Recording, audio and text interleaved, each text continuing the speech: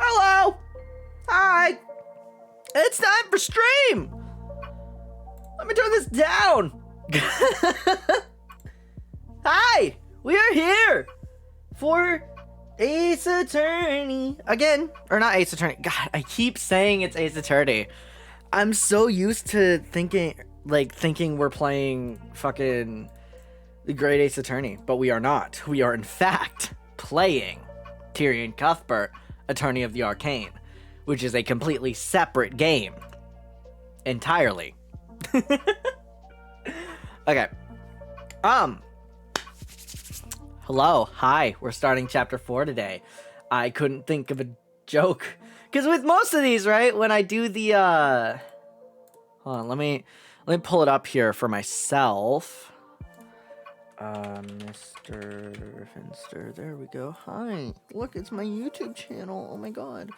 But, like, whenever we start a new chapter, I like to have, like, you know, chapter 2, more like chapter woo, and then chapter 3, more like chapter wee. And then for chapter 4, I couldn't think of anything good that rhymed with 4, so I was like, there's no, it's like chapter 4, nothing rhymes 4. Here we go. I don't know, I just couldn't think of anything good to rhyme 4 with, you know?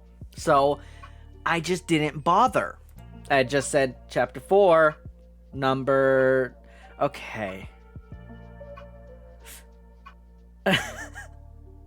Sorry, I looked in like a Discord server with that like me and my friends have. It's basically just like a very big group chat for us, right?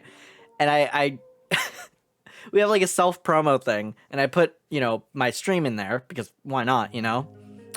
And I put the chapter 4, nothing rhymes with 4, and everyone else came up with something that rhymes with 4. Okay, guys, but none of these are nice. Like, come on. Like, we got like chapter 4, your logic is poor. Chapter 4, your... What a way to say that one. Number 4, you're an eyesore. Number 4, you're a bore. Number 4, my wife left me and walked out the door. I hate this. Chapter 4, you're a whore. I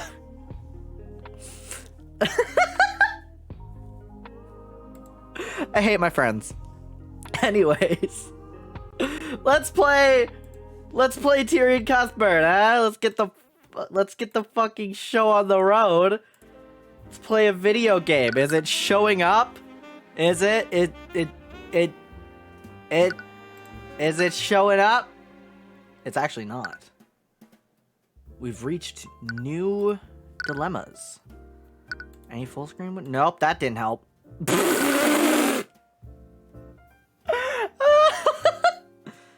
Okay.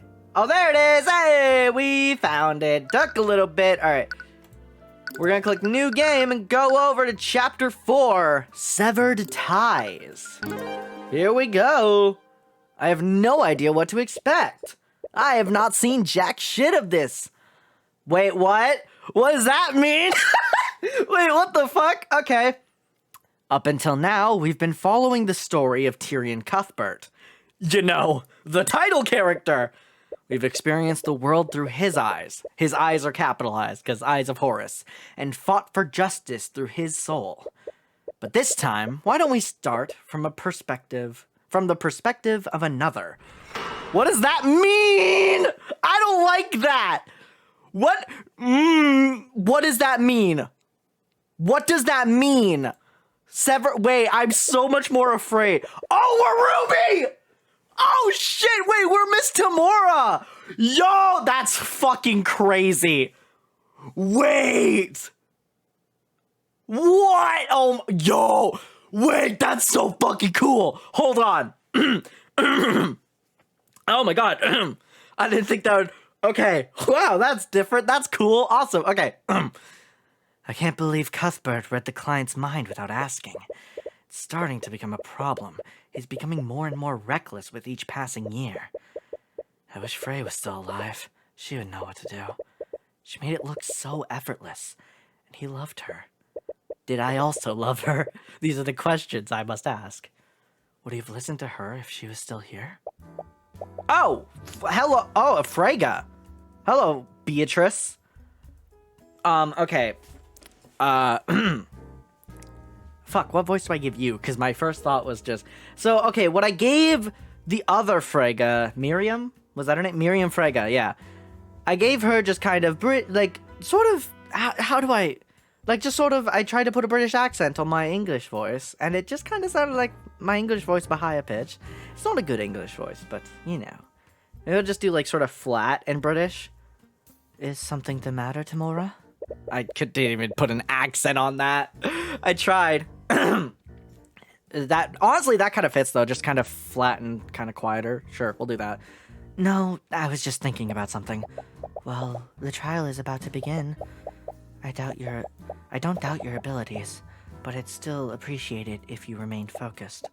All of our futures are at stake after all. What the fuck is the Are we being thrown into this bitch? Of course, Miss Freyga. Name, Beatrice Freyga. Occupation, freelancer. Oh, interesting. Are you, like... Beatrice takes a deep breath before she claps her hands together.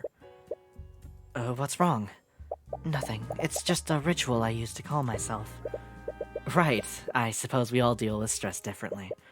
But more importantly... Fuck! I hate you! Get the fuck out of here, Eris! Leave us alone! We are innocent people! Leave us alone, bitch! Ah! Okay. Can you tell I don't like her fucking Eris Ilmater? I was an Ilmater. Ilmater! Toemater! That's who. Okay. Toe Ilmater. Okay. What are you doing here? My father sent me to guide Beatrice through the courthouse. Hold on. It's a new environment for her, and we're both worried about her condition. Still can't believe you were the boss's daughter the entire time. So she knows about the Eye Taker, whose name I don't remember if they ever showed it. Still can't believe you were the boss's daughter the entire time. Why didn't you say anything at the academy? Oh, knowing my true identity would have caused friction with your son, wouldn't it? He's not my... Anyways, I suppose I understand why you stayed... Oh, shit, that's not... Fuck.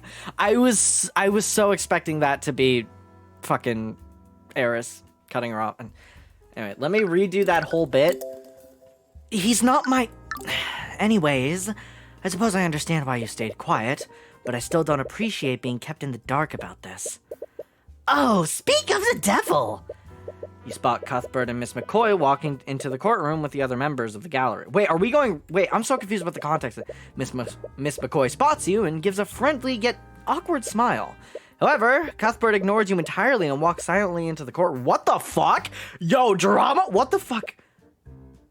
Parental troubles? We had an argument earlier. It's nothing to worry about. If you say so. You are wary about what he saw in Beatrice's mind, though. So, wait. So, am I the defense right now, or am I just Ruby? I'm confused. You are worried about what he saw in Beatrice's mind, though. He's always been a good kid, but his... Hold on. Give me a sec. Okay, sorry. He's always been a good kid, but his idealistic sense of justice clouds his judgment sometimes. You just hope that he's not planning to do anything reckless. The trial is about to begin. Do you really have time to be making small talk here? Prosecutor Steelwind approaches the three of you. Are we the... why is Wallace here? I'm so confused. Anyway, okay, so is she... Is Ruby the defense attorney? I don't know, we'll figure it out. But she appears to be accompanied by someone else. Nightgrave? Is that you? What are you doing here? Well... It's so weird not seeing the little thing at the bottom with the emotions. I was totally expecting fear. Well... He's accompanying me as my aide for this case. I see.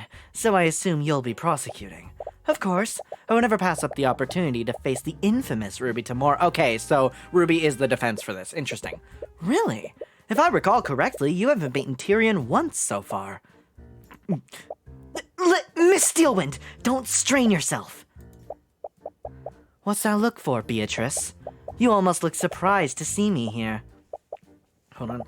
Considering the circumstances, I thought you might recuse yourself.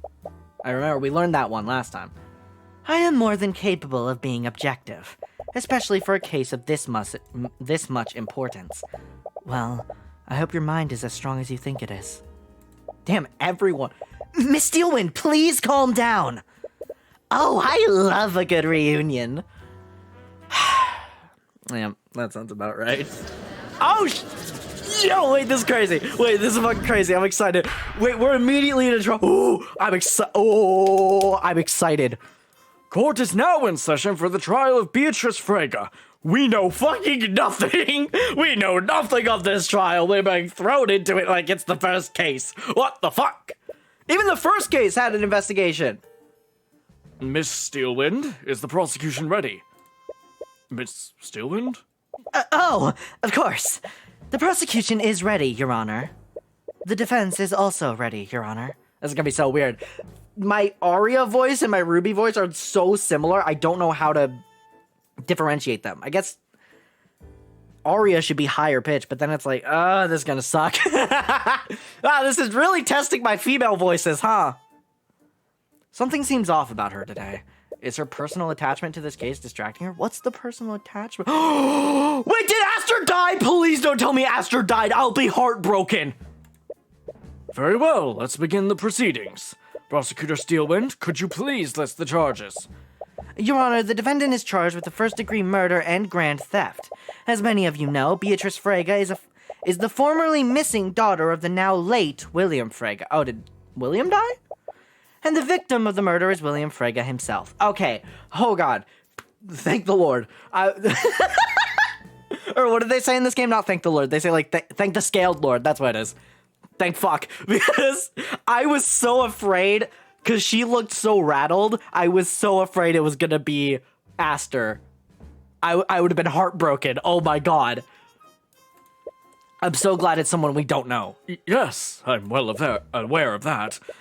The people of Wyverngard will certainly mourn the loss of House Frege's head. Please, the only people mourning him are the banking house's shareholders. Real.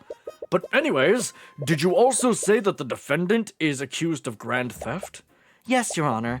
The crimes took place during the Lord's Ball, an event that was hosted in Frege Manor yesterday evening.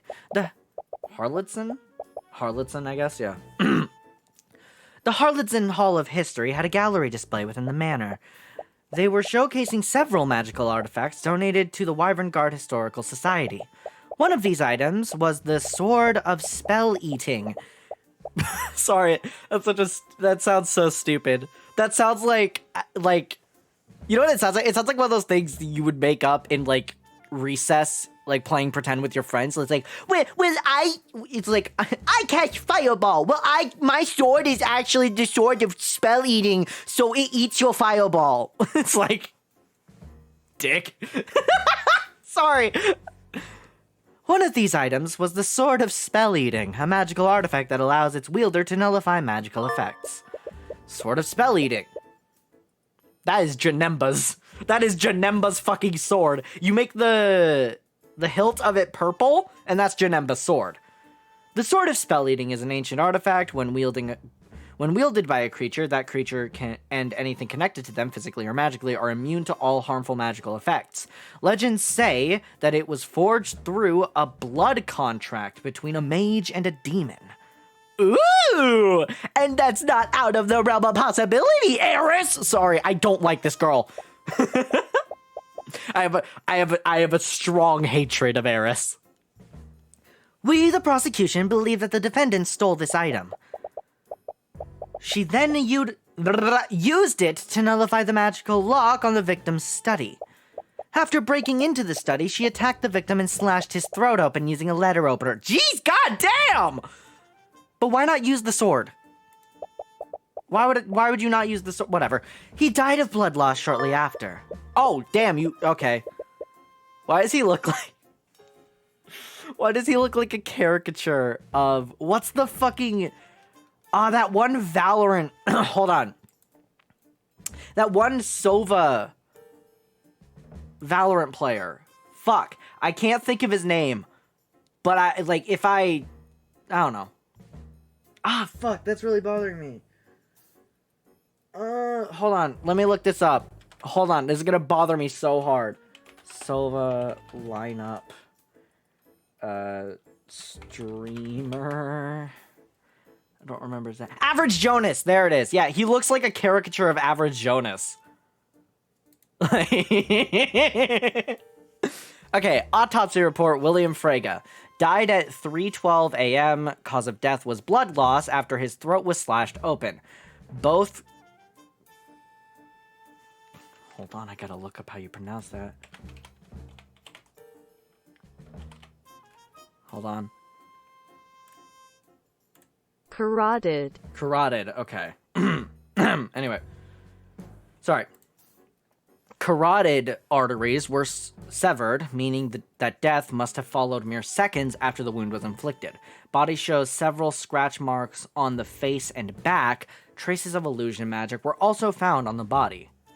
Why are there... Hello? I see. But what possible motive would the defendant have to murder her own father? William Frege and his daughter were not close. Saying that they had a strained relationship would be an understatement. In fact, 5 years prior to the murder, Beatrice abandoned and fled her home. She went into hiding and did not contact any of her friends or family. Oh. Interesting. Ooh, drama. Anyway, her whereabouts were unknown until she suddenly contacted her father a week ago. Oh! That felt powerful! The app, like, her hands being way up there and just slam it, that felt powerful. Anyways, my client left the Frege household because... Hold on. My client left the Frege household because of her toxic relationship with her father. She wanted to create a life for herself that was free from his influence and abuse. I won't disagree with your claims, but that just highlights how desperate the defendant must have been. What is in my throat? Hold on.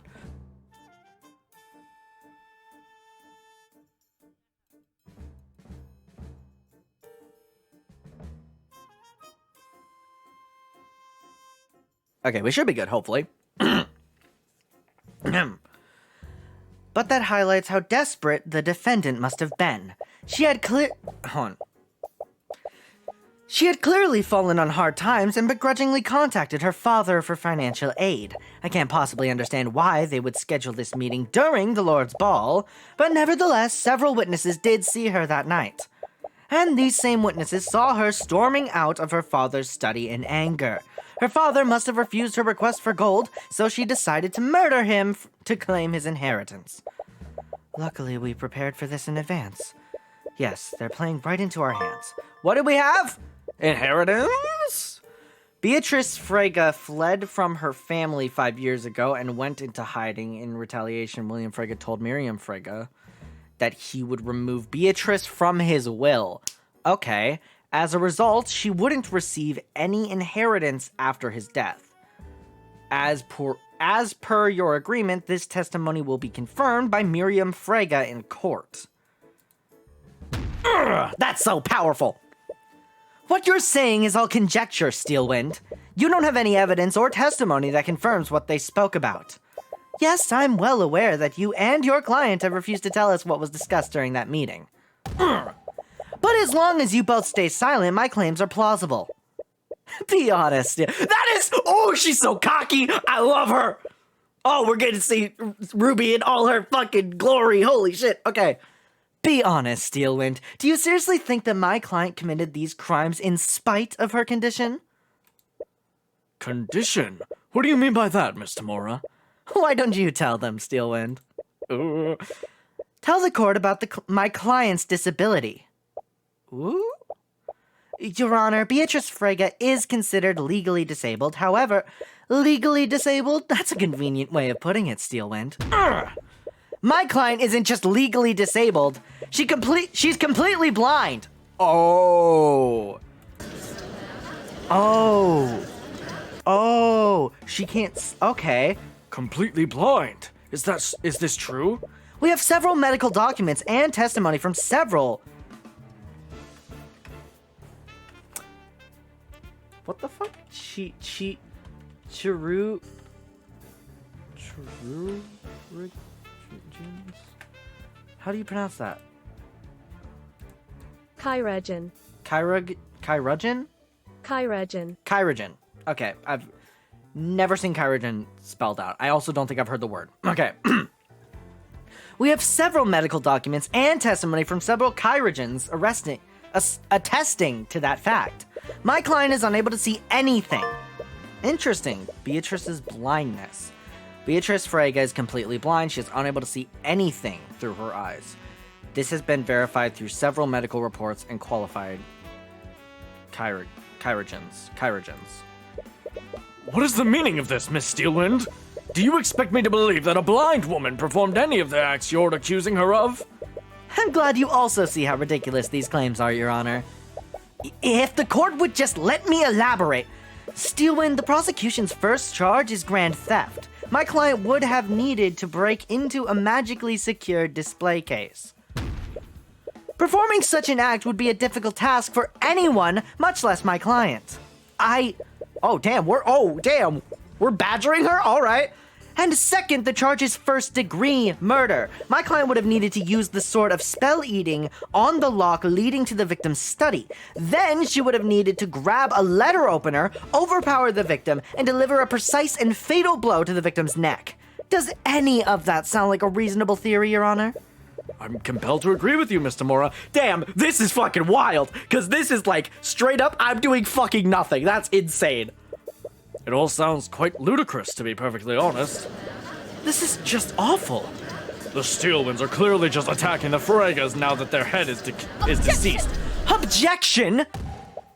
Enough! Your Honor, the court has not seen the evidence that supports this case, nor have you listened to the Inquisition's testimony regarding their investigation. Until you have done so, you are in no position to pass judgment. Very well, Miss Steelwind. I suppose you have a point. Oh shit, Should I do the narration in Ruby's voice? I feel like I should, because it's in your head, so... Yeah, fuck it. It's in her head, rather, so yeah, sure. Guess the young lady has some claws after all, but it doesn't matter. Their case against Beatrice is questionable at best. Frankly, it's surprising that Steelwind even went through with this. It's only a matter of time before the judge sees things your way. Interesting. To begin, the prosecution would like to call Commander Orem White to the stand. I fucking knew he'd be here. I mean, obviously, he's the detective of this game, but like... Commander White, please testify to the court about the Inquisition's findings. Right. Alright, here we go. Now we actually get to play the game. We didn't want to cause panic after the sword was stolen, so we activated the manor's silent security system. It put an anti-magic field over the entire manor. We did a search of the house, and we found the stolen sword in the defendant's bedroom. It didn't look like she was going to run, and Crown Prince Aster told us to stand down, so we just kept a close eye on her. William Frege was in a bad mood that night, so he had already locked himself inside his study. But an hour later, we entered the study and found him lying dead in a pool of blood. The lock was still engaged and no one teleported in. The perp must have temporarily disabled the lock using the sword of spell eating. We have testimonies that say the defendant was seriously in debt. She must have murdered the victim to get a part of his inheritance. And that's where we are. That's our in, baby. Whoa! Their case against Beatrice is just as you predicted, and you already have a countermeasure to disprove the existence of any motive. All you have to do is present that to the court. That's... Yo, she gets a different background color. Alright, anyways, so... right here. Anyways. Objection! Ooh, baby! Alright. Your Honor, the prosecution's case against my client is riddled with holes, and the prosecution's proposed motive is the largest among them. What do you mean, Mr. Mora? Of all of the elements in this case, the motive is the most believable. Your client would have had much to gain through her father's inheritance. That may be, but that's assuming my client had anything to inherit at all. What? Your Honor, my client fled from her psychologically... Okay, there we go. Sorry, it took me a second. Your Honor, my client fled from her psychologically abusive father 5 years ago. How do you think he would have reacted to that? Urgh. Lord Frege... Wait, hold on. Oh, her hands disappear. Okay, I've been noticing, like, her fingers here tend to just appear. I was very confused by that. All right, I get it now. Lord Frege has a pretty... Oh, hold on. Lord Frege was a petty and vindictive man, and then they appear. Yeah, okay. So it's just, okay. Do you honestly think that he'd leave his inheritance to someone who disobeyed him so egregiously? No. He'd do everything in his power to make sure she didn't see a shred of his wealth. Which is kind of fucked up. I say kind of, it's just entirely fucked up. Yes, we're already well aware of this. The moment she slams her... Oh, shit. Hold on. The moment she slams her cane down, you notice the prosecutor wince a little. But she quickly hides it and regains her composure. On the night of the murder, the victim made the decision to disinherit the defendant. However, his murder deprived him of the opportunity to submit his will to his attorney. This only further proves the defendant's motive. She would have needed to act quickly, lest her father submit the changed will. I'm afraid you're mistaken, Steelwind. William Frege didn't disinherit my client that night. He disinherited my client 5 years ago. I have witnessed testimony from Miriam Frege, William's youngest daughter. By her own admission, her father disinherited my client shortly after she fled the household. What? She never brought that up during questioning. Perhaps she's not as amicable to you as you thought. If you don't believe me, why don't we call her to the stand and ask her ourselves? What are you planning, Miss Tamora? I have no idea what you're talking about. Oh god, she's such a fucking petty little bitch. I love her. We love Ruby Tamora in this house. Let's go. Well, it's clear we won't get anywhere until we hear from Miriam directly. Bailiff, please escort Miriam Frege to the stand. Oh god, I have to do her voice. That's so... Okay, Miriam, is the defense correct? Did your father disinherit Beatrice 5 years ago? Yes. I don't remember. Huh. Yeah, well, hold on. Can I pull up my VOD so I can hear her fucking voice? Actually, let me do it this way. Yes. Give me 1 second. Where the fuck? This one, right? Hold on, we're gonna figure this out. We are gonna figure this out. Nope, not here, actually. Oh, no, it is here. Hold on. Celeste looks angry. If she has a personal bird. I haven't noticed you around campus. Are you a new student? I haven't noticed you around campus. Are you a new student? Okay, I guess, yeah. And you don't think it was necessary to share this information with me? Well, you never asked. If I recall correctly, you also were tight-lipped during questioning this morning? Are you staying quiet for your sister's sake? The witness just lost her father. You can hardly expect her to recall every detail that's relevant to the case. Which raises a more concerning question. How did you extract this information? Who knows? Maybe I just have a way with people. Ooh, she's such a bitch. I love her. Regardless, I suppose you have a point. I'll give the witness the benefit of the doubt. For now.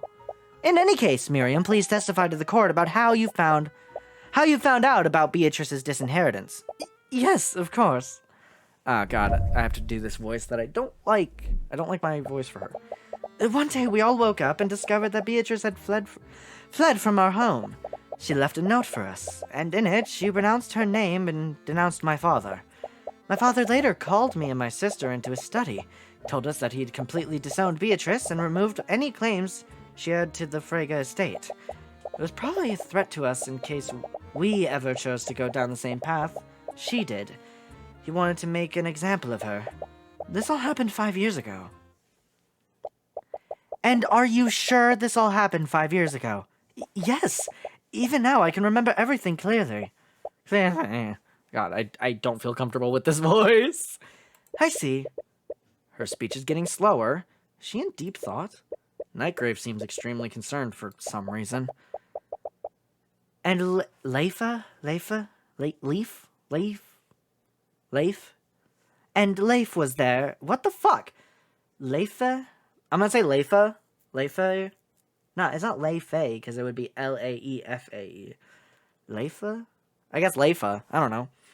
And Leifa was there with you at this meeting? Yes, she was. However, Leifa couldn't have possibly been there. Words are getting more slurred. You also notice that her balance is slightly swaying. What the fuck? Is she, like, dying? Hey, are you okay? Of course Oh, shit! What? By the scaled lord, is that blood? Whoa! Wait, what the fuck? I thought she was like something like dehydrated or just like knocked out or something. Blood? Is she? Wait, what? Blood? Bailiff, find anyone capable of casting healing magic. Escort them to the courtroom immediately. Wallace. Why didn't Wallace? After some scrambling, a couple of healers are able to help Nightgrave stabilize the prosecutor. Okay, so Nightgrave was helping. In all the chaos, you caught a glimpse of her. There were deep wounds and blood on several parts of her body. She must have used some kind of illusion to hide them, but her disguise has completely dissipated now. Before Steelwind is taken out of the courtroom, you catch her whispering something into Nightgrave's ear. You see a look of confusion on him, but he nods and makes his way to the witness stand. But not before passing a message on to the bailiff, who seems equally confused. Just what the hell is going on? Mr. Nightgrave, explain yourself! What is going on? Why was Miss Steelwind so gravely injured? I'm sorry, but I wasn't actually here as Miss Steelwind's aide. I was here as her healer. Her healer? The truth is, Miss Steelwind was violently attacked at noon today. Fucking what? Why is she... She was in critical condition, but she insisted on prosecuting the case anyways. I owed her a favor, and she asked me to channel my necromancy to keep her wounds closed during the trial. Scared lord, why didn't she just recuse herself? She must have known. If anyone else tried to prosecute Beatrice, you would have handily won the trial.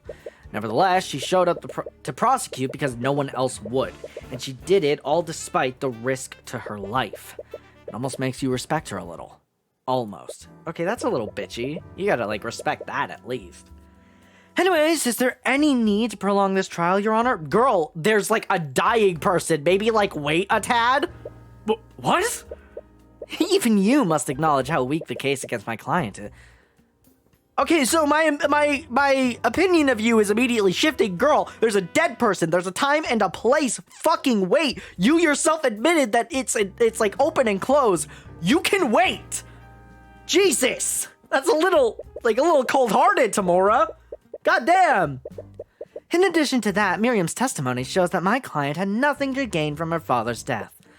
Miss Tamora, Miss Steelwind has been gravely injured, and you're still only concerned about... The only thing I'm concerned about is seeking justice for my client. Girl, wait 30 minutes. Can we chill for 30 minutes and just take a recess? Can we go on the monkey bars? Can we just wait? Even so, we cannot move forward until we find another prosecutor. And how long do you think that will take, Your Honor? It's almost been 12 hours since the murder took place. That gives us, 36 hours? After that, every magical trace at the crime scene will fully disappear. But there might be someone... If Steelwind had simply allowed another prosecutor to work this case, we wouldn't be in this situation. Okay, Tamora, listen. You may be hot. You may be Tyrion's guardian and kind of his mother in a weird way, despite the fact that you don't admit to it. You might be hot again. I just that really needs to be emphasized twice, I feel, because goddamn. But right now, you're kind of being a bit of a bitch. You're kind of being an asshole. Kind of being a dick. Just wait. Just chill. For half an hour. Fuck. If Steelwind... Okay, I already read that. She took a risk and now she has to pay the price. Wouldn't you agree, Your Honor? Fucking heartless, alright. You're not exactly proud of winning this way. Oh, really? Okay. But this is what it takes to win, and you won't let an opportunity like this pass you by. Do you know she's... What the fuck? The judge is clearly unhappy with this turn of events, but it's out of his hands now. Well, due to today's unprecedented events, I suppose I have no choice. There aren't any prosecutors available to immediately take Miss Steelwind's place. We will take a brief recess. After that, I'll deliver my verdict. Yeah, I can. Objection! Let's fucking go! Yo, Tyrion, my boy! Wait a minute! Wait a minute! Your Honor, I'm afraid you can't pass a verdict just yet. Tyrion, my boy! Tyrion, my fucking boy, dude! Alright. I immediately know whose side I'm on. Fucking get ready, Tamora. Your ass is motherfucking grass. Unless I'm playing as you, in which case I'm gonna be a little sad. Mr. Cuthbert? Cuthbert? What the hell are you doing? I don't know. But what I do know is that there was a massive contradiction in Miriam Frega's testimony. But it looks as things aren't going to be as simple as you expect. Okay, so who are we on? Are we on... I don't care. I'm just gonna read it normally. If it's this kind of text, if it's narration, I'm just gonna read it in my normal voice, regardless of who it is. But it looks like things aren't going to be as simple as you expected. Oh my fucking god. Oh my fucking god. And we just go back? Okay, you just have to... What the fuck? You can't have me so fucking ready, so fucking heated, fired up, prepared to go into battle, go into war, and then just be like, okay, so let's flashback. You fuck! The night before, I feel so out of place here. Despite your clear hatred for the nobility, you found yourself at a party filled with aristocrats. Interesting. You hardly recognize anyone, but many of the people here clearly recognize you. You're used to receiving dirty looks from the upper class, but you can literally feel everyone's disdain for you. Oh yeah, because the eyes, hee hee. Alright. Why are you in the corner by yourself? Can't believe I let you talk me into coming here. She's so pretty! Look at her! Oh my fucking god, look at her! She's so cute! Fuck! For reasons unknown, you lose your train of thought. I know the reasons, motherfucker. I've been wanting to wear this dress for a while now. What do you think? What's wrong? You suddenly feel extremely flustered. It's difficult to make eye contact with her because you're in love, motherfucker. Oh, I see. Are you enchanted by my beauty? Come on, say something. Ever since that night in Arnax, you felt like something has been off between you two. Am I interrupting something? Miss Tamora? Shit! I wanted to check in on you two before we meet with Lord Frega. You spot a woman silently following behind her. Is she the client that Miss Tamora is representing? You're pretty sure this is your first time meeting her, but she still looks familiar for some reason. Hi, I'm Tyrion Cuthbert. I'm Miss Tamora's ward. You extend out your hand to shake hers. She has an aristocratic air to her, so you hope you're not being too informal. Instead of taking your hand, she claps her hands together, takes a deep breath. What? Sorry. I didn't mean to do that. It's a bit of a habit of mine. Like a tick? Is it a tick, or is it... oh. Nevertheless, she finally shakes her hand. Oh! Oh, it's echolocation. That's what it is. She does fucking... To feel... It's like Toph. She's just not barefoot, because that's fucking weird for an aristocrat. So she, like, claps her hands, feels the vibrations around her, and she knows where everything is and where she has to go and all that. That's sick as fuck! I've heard much about you, Mr. Cuthbert. My name is Beatrice. Not sure about the details, but your mentor appears to be brokering a deal between Beatrice and William Frega. William Frega is the ruling lord of House Frega, so you're a little curious about what kind of deal he'd be involved in. But you've learned not to pry into your mentor's business. Anyways, we'll probably be gone for a while. Can I trust you two not to cause trouble? You're in a manor filled with the highest members of the nobility. You might meet some familiar yet unfriendly faces. We'll keep a low profile, Miss Tamora. Please do. Everyone's already looking at you. So, why were you so insistent on accompanying Miss Tamora to the Lord's ball? That's 'cause you wanted to dance with Tyrion. Oh my god! You know you can tell me anything, right? This game is so... I love romance like this. Oh my god. I guess everything that happened in Arnax made me think about things. I don't really know anything about my past or where I came from. I didn't want to think about it because of my dad and mom, but you wanted to find out who your biological parents are. I do, but I don't know now. Being here is starting to make me feel weird. I still have my mom, and looking for my birth parents feels wrong somehow. I don't think that's true. Really? Miss Tamora adopted me when I was a child, and she gave me a purpose in life, but I still keep my childhood memories of my mother close to me. Miss Tamora and my mother are both important to me. I don't think it's disrespectful to find out more about yourself, and I'm sure your mother will understand. You think so? Of course. And I'm also sure of another thing. If I'm with you, I doubt any of the nobles here will speak with you. Yeah, I didn't want to be rude, but don't worry. I can find something to fill the time. You're just gonna play chess alone, aren't you? Maybe? You really need to learn to talk to other people. Make some new friends or something. I don't need more friends. I usually want to spend most of my time with you anyways. I love this shit so much, you have no idea. Anyways, I'm gonna try to talk to some people. Yeah, I'll see you later. God, they're so cute! Celeste leaves to mingle with some of the other partygoers. You find yourself with very little to do, and you doubt anyone would want to engage in small talk with the likes of you. Yeah, why didn't you say that to Celeste? Why didn't you say, like, hey, so, like, I'm not gonna make friends here, not because I'm antisocial, but because these are all aristocrats and nobles, and they're not gonna like me, so it's not worth even trying. You know, like that. Hand instinctively goes to your satchel. It contains your foldable chessboard. Well, it's not as if I have anything better to do. I should try to find an empty table to play on.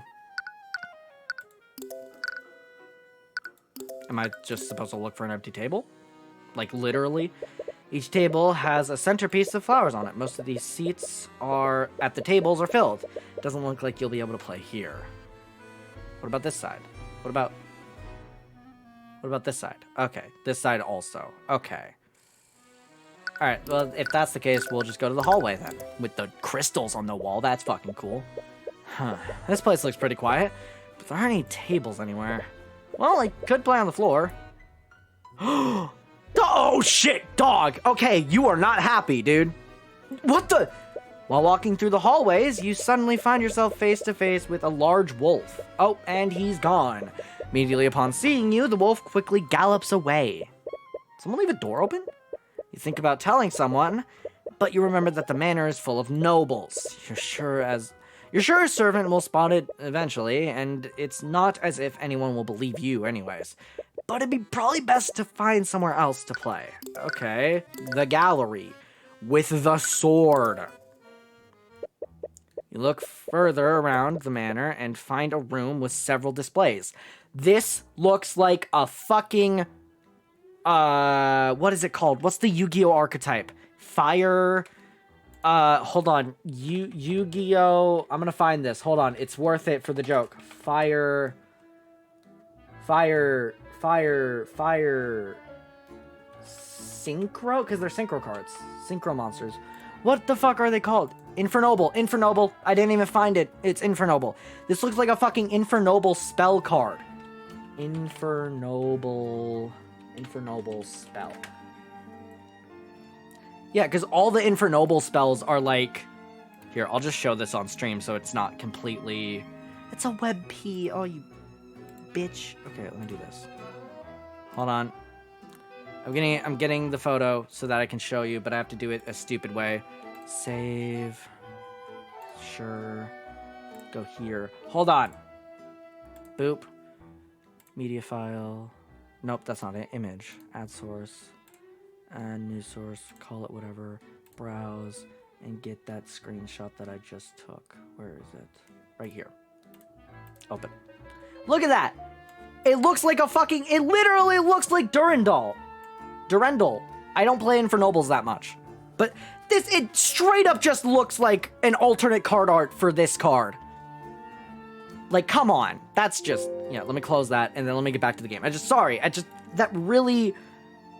Anyways, you look further around the manor and find a room with several displays. It looks like a gallery of some sort, but it's slightly out of place here.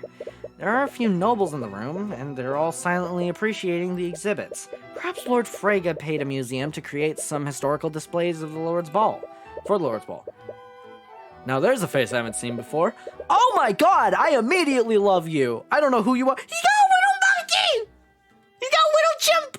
Oh, I love you. Okay, so I'm gonna go with, like, old man voice number 4, I guess. Like, now there's a face I haven't seen before. Yeah, that feels good. As you take a closer look at one of the exhibits, an old man approaches you. Is that a monkey on his back? Hello, my name is Harold Haroldson. Wow, your name is fun. I'm the curator of this collection. Harold Haroldson. Is that a pseudonym or something? No? No, it's not. Why do you ask?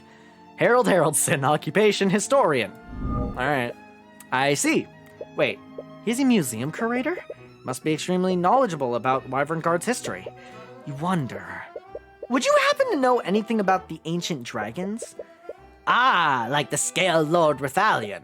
There are many pieces in this gallery, and some of them were items that were wielded by the 7 heroes of Wyverngard. Legends say that some of these items were directly enchanted by Rithalion himself. Enchanted by Rithalion. Would that mean that they also don't follow the rules of magic? Perhaps you should examine these items more closely. I don't want to talk to him. Okay, well, let's start with this, I guess. We'll go to the sword last. It's a pair of metallic armbands. There are several magical runes carved onto them. Those are the armbands of intellect.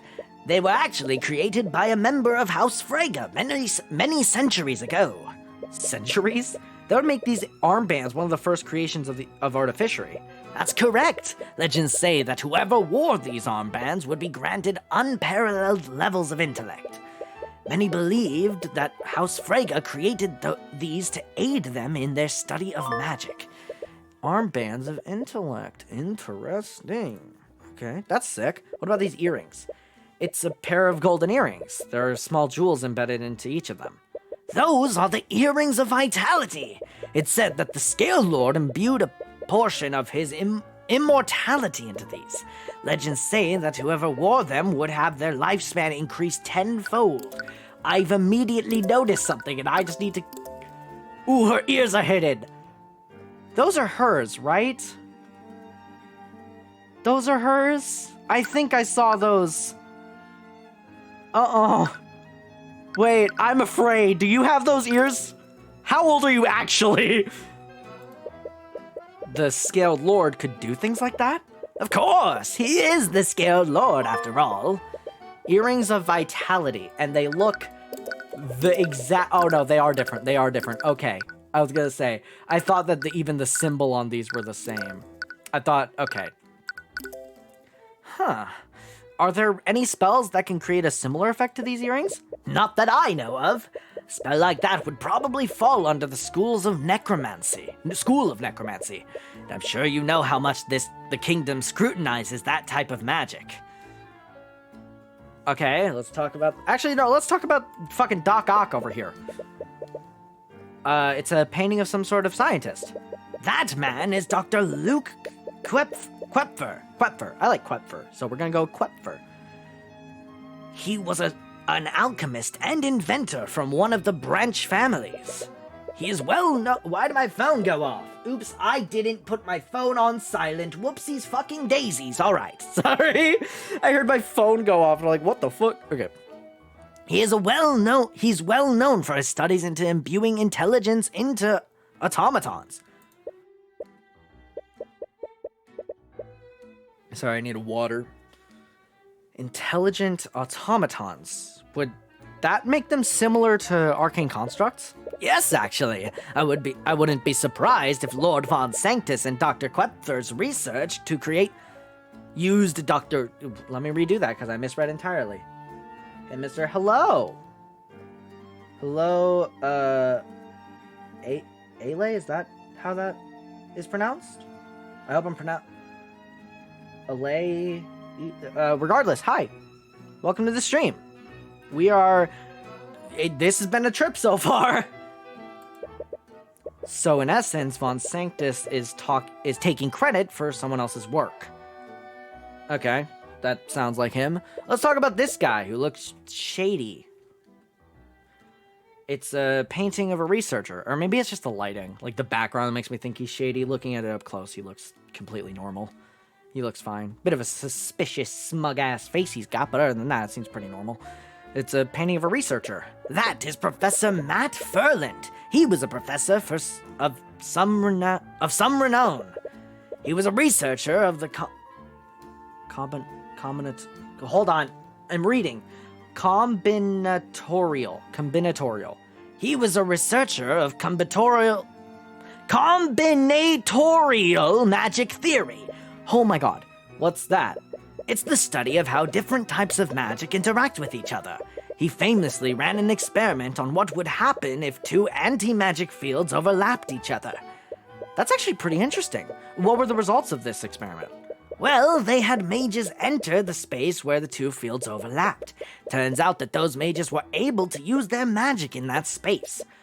Wait, how would that be possible? They would have had two anti-magic fields. Yeah, but it's like it negates. It's like doing math with two negatives. Once you do it with two negative numbers, you get a positive number. It's the same thing here. You get a thing that's like negative magic and this thing that's negative magic, you overlap them and you get magic bubble. That tracks. When the two fields overlapped, they canceled each other out. I've heard that it's akin to multiplying two negative numbers together. Alright, fuck me then. Alright, I'm just reading the script. I'm just reading the fucking script then. Alright, finally, the piece de resistance. It's a crimson red short sword. I also just noticed, why is OBS not giving me why is OBS not giving me the notification? Thank you for the follow. It's just not telling me for some reason. I have to... There it is! Okay, oh, and that's... Wait, no. Hold on, that's not even the right one. What the fuck? That's from 5 days ago! What the fuck? Why is this not going? Weird. Okay, regardless. Thank you for the follow. I'm sorry that it didn't show up or anything. It's a crimson red short sword. That's the sword of spell eating, which still sounds like it was made by a fucking 8-year-old on the playground. Legends say that it has the power to protect its wielder from any kind of magic. So it's like an anti-magic field. By the way, I'm a bit curious to know that why did you go for a VTuber model? Because I don't have money. I don't have the money to put into getting a VTuber model. I have thought about it, and I have like sort of, I have researched it, and that's something I want to do eventually, but I don't have the money, so it's not something I'm really looking for right now. But that is something I would like to do, if ever, you know. So it's like an anti-magic field. In a way, yes, but it has less than heroic origins, I'm afraid. It's sad that this sword was created through a blood pact, Or it's said, not sad. You have the design? Yeah, but, pardon my skepticism. I've just had a lot of bots in here recently. I'm not looking to get it done.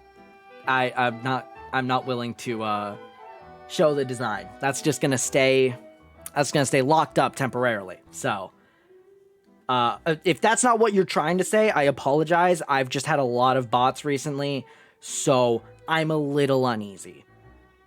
So, if I'm wrong about that, I'm sorry. If I'm right about that, just no, flat out, and please don't ask.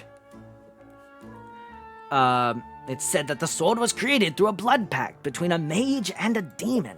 A demon? Legends say that some demons had the power to absorb and nullify magic. A demon must have imbued some of that power into this sword. Or at least that's what the legends say. Sword of spell eating. Okay. Here, give me. Oh God. Excuse me. Okay. Just give me 1 second. I'm gonna. Yeah. Sorry, my brain just kind of stopped working for a second. I'll be right back. Just give me 1 second here.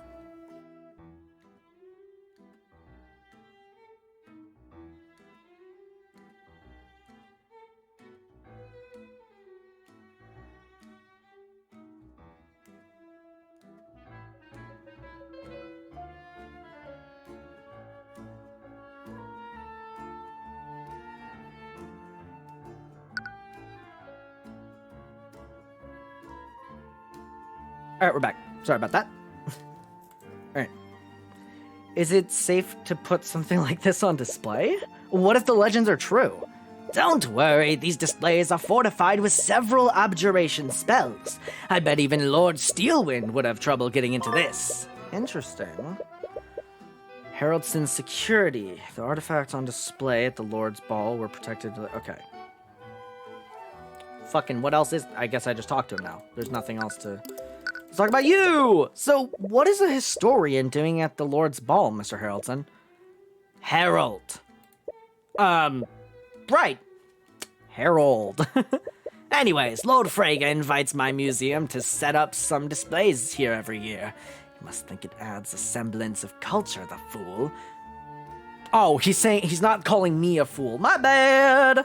I was like, what the fuck? Asshole? No, he's saying that to the rich person. Alright, nah, you're based. You own a museum? Yes, it's the Heraldson Hall of History, located in the city of Homerith. Yeah, Homherith. That's a mouthful. Unfortunately, I don't think that his guests appreciate the historical significance of these items. Honestly, I think you're the only person in years who's taken a meaningful interest in them. Oh, I'm sorry, dude. I want to talk about your monkey. Sorry, but I really have to ask. Is that a monkey riding on your back? Yes, this is my familiar, Eugene. Oh my god! Hi, Eugene! You're familiar? A familiar is a creature that a mage has formed a magical bond with. With that bond, our souls are forever connected. I could communicate with him telepathically. I could even cast my spells through him if I wanted to. Really? I never knew a spell like that existed. It's quite rare. Very few mages take the time to learn how to cast it. Familial bond. School divination. Hold on.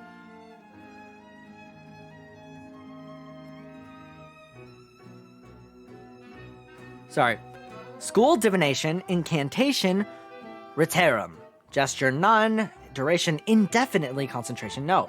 The caster forms a magical unbreakable bond with the target creature, connecting them to the caster's magic. While this bond exists, the caster can telepathically communicate with the target over any distance. The caster can also choose to see through the target's eyes as long as they concentrate. And lastly, the caster can also cast spells from the location of the target creature instead of their own location. Holy shit, that's fucking awesome! Once this bond is formed, neither the caster nor the target can form bonds with any other creature. This bond can only be broken in death.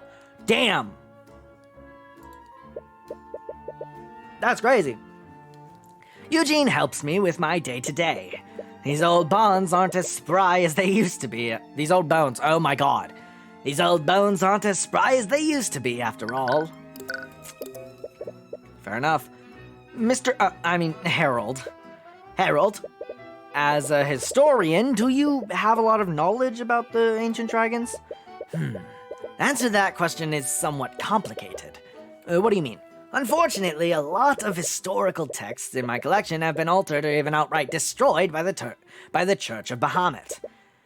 Because of that, it's quite difficult to separate myths from actual historical accounts.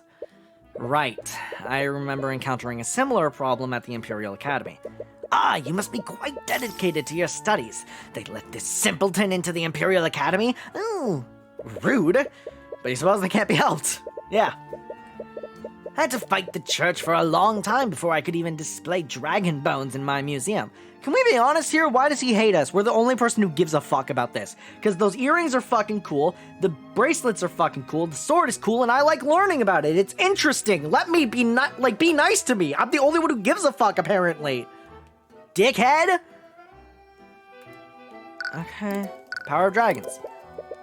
In the history of the ancient dragons, was there any instance of them granting powers to humans?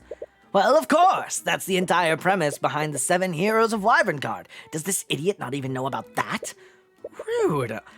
Right, but was there anything before that?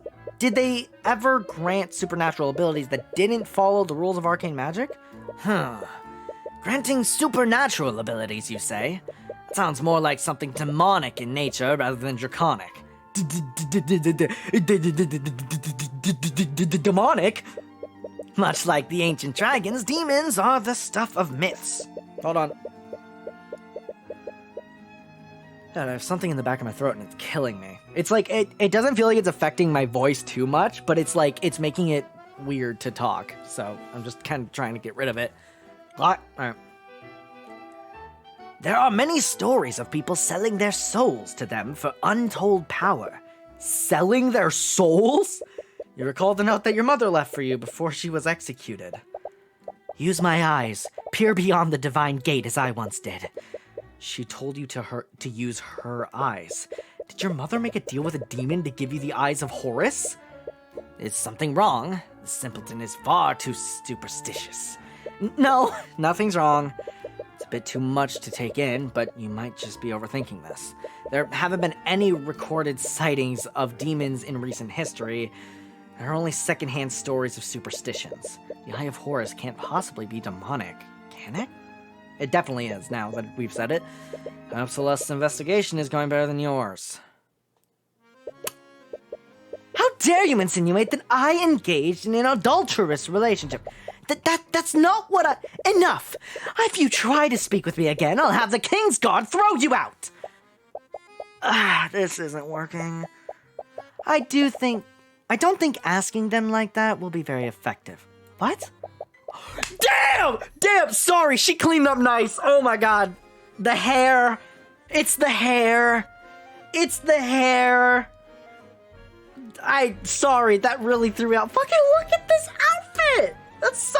The outfit, the hair. Ooh, girl, sorry. Anyways, did you expect anyone here to be truthful with you? You're essentially asking them if they cheated on their spouses. Have you been spying on me? Not intentionally. I was just surprised to see you here, of all places. Right. I guess that makes sense. You're not party crashing, are you? Of course not! I came here with Ruby and Tyrion! That honestly raises more questions than answers, but I'll take your word for it. Anyways, you were looking for your birth parents, aren't you? Was I being that obvious? It's the only reason I could think of. Why else would you be trying to speak with members of the nobility? I don't know if it's any of my business, but think hard about whether this is what you truly want. Getting entangled with the aristocracy will only bring you misery. I've read your file. You have everything you could ever want. You have your mother and your friends. You even have a lover. What? You're in a relationship with Mr. Cuthbert, are you not? No! Tyrion's not my... Really? From the way you two behave around one another, I just assumed. It's pretty obvious you have feelings for him. What? How obvious? Did he seriously not notice? I'd think someone with his deductive reasoning skills would easily see through you. Oh yeah? What about you and Aster? I have no idea what you're talking about. Come on, I was there at Von Sanctus Manor. It's so obvious you like him. Please, you're grossly exaggerating things.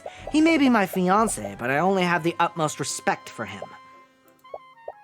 And what if I told you he was standing right behind you? Do you honestly think I'd fall for something like that? What are you falling for? Your Highness? I love this fucking romance shit in this game, oh my god. Your Highness?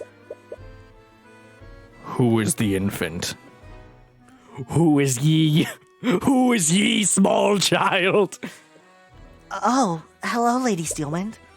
Your Highness, please don't run ahead like that. Oh, Your conversation with Harold was definitely interesting, but you still find yourself with very few leads. Be it dragons or demons, the origins of the Eye of Horus still remain a mystery. You find yourself returning to the ballroom, and you spot Celeste in the corner with some other people. Is she with Aster and Steelwind? Hey, Aster, what do you think of Steelwind's dress? It suits you very well, Miss Steelwind. You look lovely. Yes! Yes, baby! I love this so much. Gross. Thank you, small child. As you approach the group, you're stopped by the Knight of the Kingsguard. He stares you down. What? Reperio Arcanum. That was the incantation for detect magic. The knight stares you up and down. Celeste hasn't cast any spells on you lately, so he shouldn't be able to see any traces of magic. And he fucks right off? Oh, Mr. Cuthbert! What was that all about? My apologies, they were making sure you weren't disguising yourself with an illusion. The Kingsguard are... The Kingsguard are charged with keeping us safe. They must take every precaution to protect us. Oh? And who might you be, little guy? Do not speak so familiar with me, peasant. All right. Alaric de Wyvengard. Alaric! Don't speak to him like that. Why shouldn't I speak to him as I please? I am Prince Alaric de Wyvengard the Sixth. I will not demote myself by showing courtesy to a commoner. Doesn't he mean demean? Alaric de Wyvengard. What did I say? What did it say or what did I say? Demote. I think I said demean because I auto-corrected it. Okay. I'm terribly sorry about him, Mr. Cuthbert. It's fine. Anyways, weren't you supposed to be investigating your birth parents? Leave the poor woman alone. She started it! Right. I'm actually quite surprised to see you both here. What brings you to the Lord's Ball, Mr. Cuthbert? We were just accompanying Miss Tamora. Her client has business with Lord Frege. Her client? But her client is pissed. Her client's fucking angry. But Beatrice. Oh, you don't seem happy either. Beatrice suddenly storms through the ballroom. She almost walks right past you before she hears Aster's voice. She looks furious. Did their discussion with Lord Frege go badly? Oh, that voice. Is that you, Aster? It really is you. She called him Aster instead of your highness. Do they personally know each other? I'm glad to see you again. It's been quite some time. Because she was missing for so many years, and it's like... Were they betrothed? Oh, were they engaged and then she dipped? Oh shit, is this Aster's ex? That's fucking crazy. Is that really all you have to say? Yeah. Oh, that's what it is. Oh no. Oh, the romance is getting spicy. It appears you two have much to talk about. I'll be taking my leave. There's a bit of a tension in the air. Celeste, we should probably get going too. Yeah. We just dipped. Wow, that was awkward. Yeah, I wonder how those two know each other. She's working with Miss Tamora, but she somehow knows Lord Frege and the Crown Prince. Just who is she? Well, you suppose it's none of your business. Anyways, how did your investigation go? I got nothing. I think all I did was make a bunch of nobles mad. Sorry, I know you really wanted answers, but I'm sure something will come up. You think so? Might be a little irresponsible to give her hope like this. A noble abandoned her at a tavern in a rundown village. No doubt someone like that would make themselves easily defined. Hold on. Anyways, I don't want this night to be a total loss. Come on, dance with me.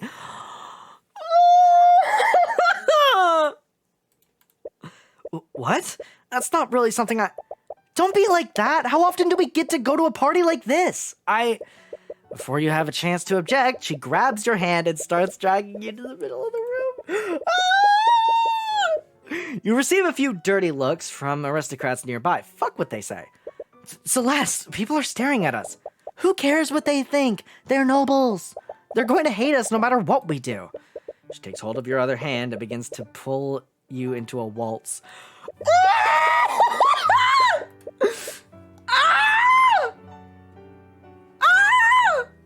That's so cute!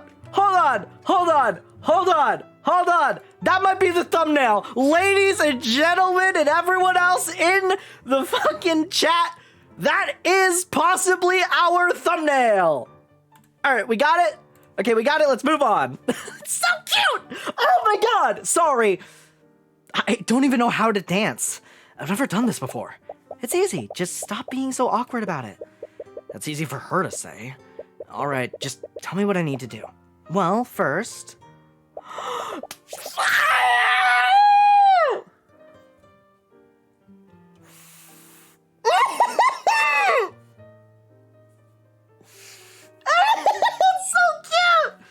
You need to be closer to me. With one swift motion, she pulls your body closer to hers. It's so cute! All right, hold on. I'm getting out of the way for this one too. Just, oh, either of those are going to be the thumbnail. And if there's any more, those are also probably going to be, it's going to be somewhere within here. Absolutely, there's no way it isn't. Ah! Watch my movement and try to follow my lead. Fucking come on! Oh my god! It's so cute. It's so fucking cute. Oh my god, I'm gonna scream. I've already screamed like several times, but it's so cute! You seem to know a lot about these things. I had to do a lot of networking when I was a mercenary. Okay, so I'm not gonna do this anymore, I think. Or at least not for thumbnail purposes. Because I think I can get it from me. Ah, fuck it, I'll do it once because I'm a little afraid. Okay, yeah, that's good. These are absolutely going to be, somewhere from this is going to be the thumbnail. I had to do a lot of networking when I was a mercenary. Do you know how many times I had to charm a merchant into hiring me? I see. You really don't know how much about her. You don't, let me redo that. You really don't know much about her, do you? Carefully watch the position of her feet and try to match her movements. After a while, you find yourself able to match her rhythm. But you still accidentally step on her foot every few beats. She doesn't seem fazed by it. Either she's being polite or she genuinely doesn't feel anything. You're getting it, but don't focus so much on where your feet are. Just look at me. What? Come on, do it!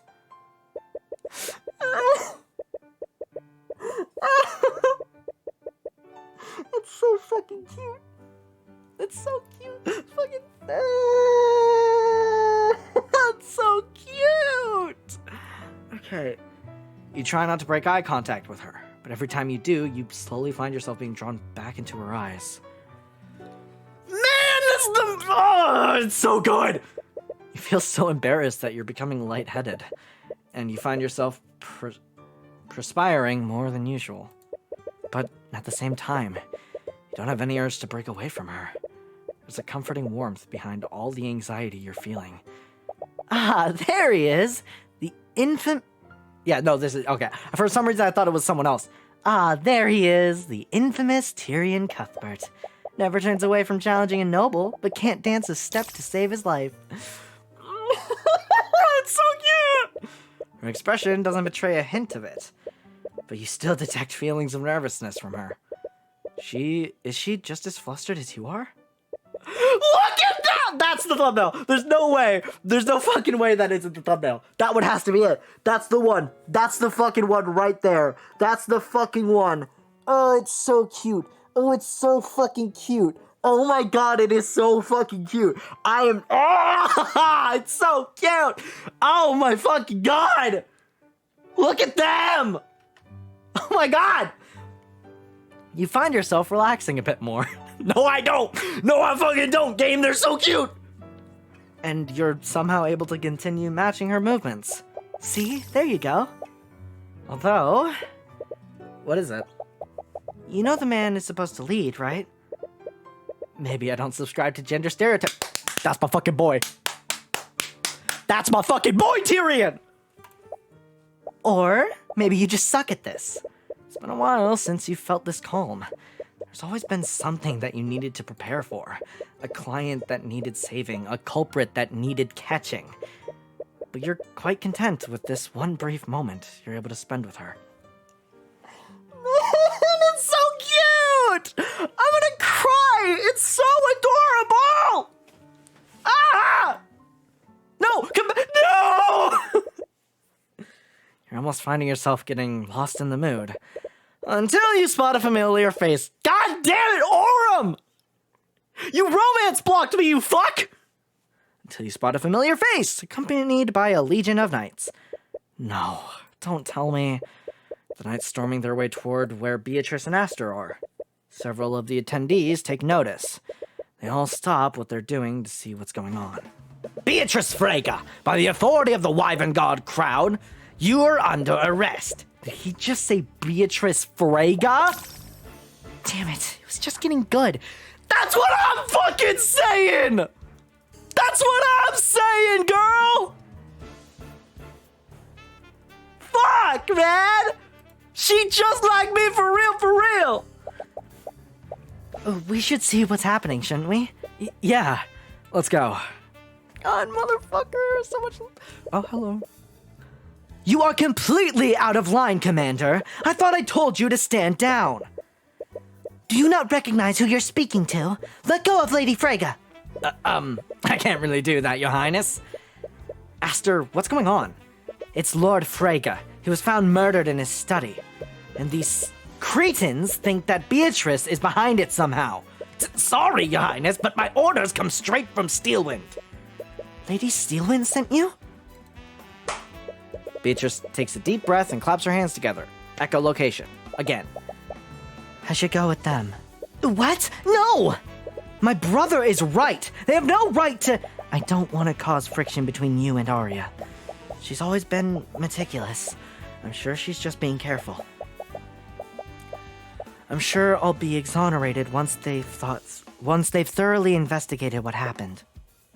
Okay. Only if that's what you truly want. What? You can't just let them take her away! Brother, she's correct. It's not our place to interfere with the laws of our kingdom. But... Alaric is spoiled as fuck. However... Yes, Your Highness? Miss Beatrice is blind. One of your knights will need to escort her. She's what? Did he just say that she's blind? Beatrice's blindness. Okay, cool. Anyways, we're going to need to take you to a holding cell, lady. One of you should stay with her and guide her through. Please, I may be disabled, but I'm not a child. Okay, fair enough. That's why she's doing the clapping, motherfucker. She's doing that to see. Beatrice walks past the knights and heads towards the foyer. Well, see in quotation marks, because it's kind of more... I don't know how that would work, but... It appears that she already knows the way out. Shouldn't you be following her? Right! Inquisition, move out! Thanks. Great. Good job, Orem. Definitely didn't expect the night to go like this. Just what is going on here? Damn, we are zooming through this. We are zooming fucking through this. Can't believe they kept us here until noon. The Lord's Ball was running well into the night, even before the murder occurred. You'd like nothing more than to catch up on your lost sleep, but you made a promise to Aster. I did? This doesn't make any sense. Beatrice was with me and my brother the entire night. Right. You were there when she met with him in Steelwind. She couldn't have stolen the Sword of Spell Eating and have murdered her father. I don't understand. Of all the people that could have done this, why would Steelwind suspect a blind woman? Mr. Cuthbert, could you defend Beatrice against these awful charges? I don't think I even need to. What? Beatrice is Ruby's client. I'm sure that she'll be the one defending her. Well, that certainly puts my mind at ease. No, it doesn't, you liar. What's wrong? I don't know if I'm asking too much, but could you still investigate the crime scene for me, Mr. Cuthbert? What? But we just said that Miss Tamora will... I know, and I don't doubt her abilities. But Beatrice is a dear friend of mine. I'd like every chance for her to be found innocent. He said that she was a dear friend. They must know each other since she's a Frege. But why would Miss Tamora, of all people, represent a member of a noble house? Because she abandoned the noble house. There's still a lot of things you don't know about her. Of course, I'll also compensate you for your services. Consider yourself blessed. A commoner like you could only dream of a job like this. Alaric. Tiny Prince has a point, though. A payment from the Crown Prince does sound tempting. Can't believe this. Celeste returns to the ballroom. She changed back into her normal clothes. What's wrong? The people in the coat room said that they couldn't find my sword. They told me that someone must have stolen it. What? Celeste's missing sword. When Celeste went to the coat room to change, she was told her sword had gone missing. Someone else must have well, that sucks. Why would someone want to steal Celeste's sword? Aside from your group, everyone else at the ball was an aristocrat. You do recall her saying that it was forged in the Eastern Kingdoms. Someone might have stolen it because of its rarity. We can probably keep an eye out for it while we're investigating the manor. This might all just be some kind of mistake. I hope so. But anyways, where should we start first? We should head to the crime scene. I remember hearing that they found Lord Frega's body in his study. Let's go over there. Then over there we shall go! To the study we be! You arrive at the crime scene and see the unusual swarm of Inquisition Knights. However, you also spot some members of the King's Guard. They must be working together since the victim is from one of the Pillar families. I wasn't expecting to see you here, Mr. Cuthbert. I thought Ruby Tamora was defending this case.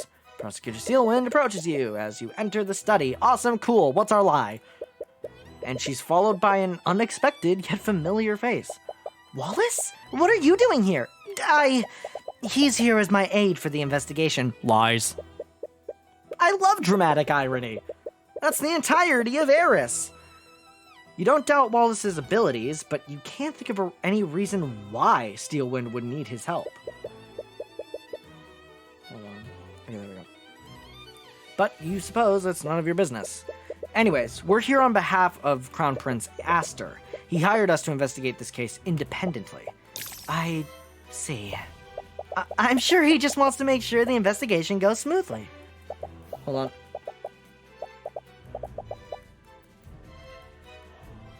This thing stuck in my throat is driving me mental. Okay. Well, if you're here on behalf of His Highness, I'll do whatever I can to help you. This whole situation is quite unorthodox, but your goal remains the same. Perhaps Steelwind can tell you more about what happened. Well, let's start with this. What's wrong? You can't see it, but the entire room is covered in traces of abjuration magic. Everything is glowing white. Right. That makes sense. There were several anti-magic fields covering the manor. Those fields probably left traces of abjuration everywhere. I won't bother showing you the traces of abjuration I find while here. I still want to see it. Arcanum. Oh! There's... Okay. There's a trace of illusion magic where the body was. Huh. The assailant must have used some kind of magical disguise. Or they turned themselves invisible. What am I hitting here? Weird. Or they turned themselves invisible. Okay, autopsy report, William Frega. Died at 3:12 a.m. Cause of death was blood loss. After his throat was slashed open, we just looked that up. We just looked that up. Let me get it. No, not that word. Sorry. This one. Carotid. Carotid. Carotid arteries were severed, meaning the death was fallen. Okay, this is the exact same thing we already had at the beginning of the game. Okay, well, there's no other... Right, there's no other... Yeah, there's no other. There's a pool of blood and chalk outline where the body must have been. That's fucking it? Great. There are several books about economics and politics. Doesn't look like there's anything of note. Okay, fucking anything we can look at? It's a fireplace. Could the murderer have entered through here? That wouldn't be possible. The chimney is far too narrow. Even a small child wouldn't be thin enough to fit through. Cool, what about this photo? It's a painting of some sort of scholar. There's some text on it. Rook Rezinar, economics scholar and aristocratic accountant.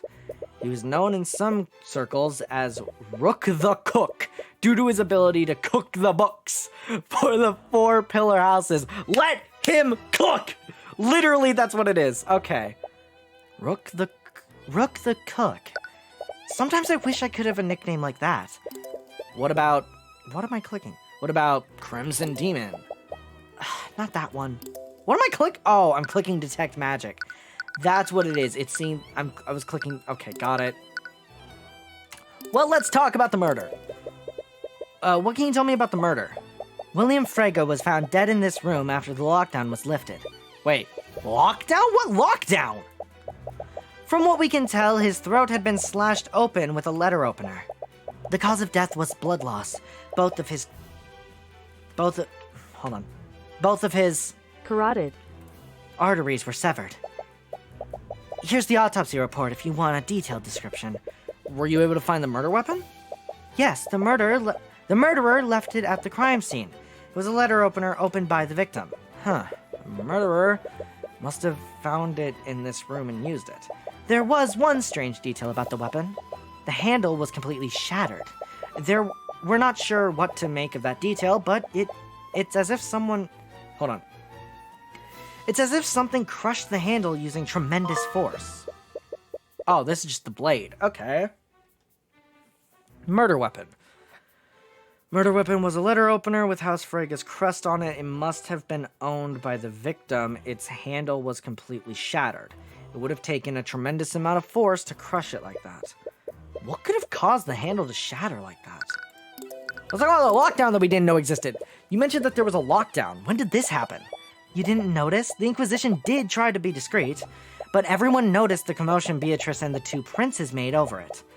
I suppose you two must have been lost in your own little world, weren't you? Someone's a little jealous of our romance. Don't worry, I'm rooting for you two. I may sound otherwise, but I promise you I am. Oh. Well, anyways, you said that Lord Frege's body was found after the lockdown. That means that something else must have happened prior. Supposedly, someone had broken into one of the Haraldson exhibits. One of the magical artifacts was stolen. So there was also a theft last night. Does the Manor's lockdown system behave like the one at the Imperial Academy?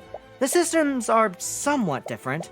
Unlike the Imperial Academy, the lockdown only prevents people from leaving and entering the manor, so not all of the rooms were locked. But what about this specific room?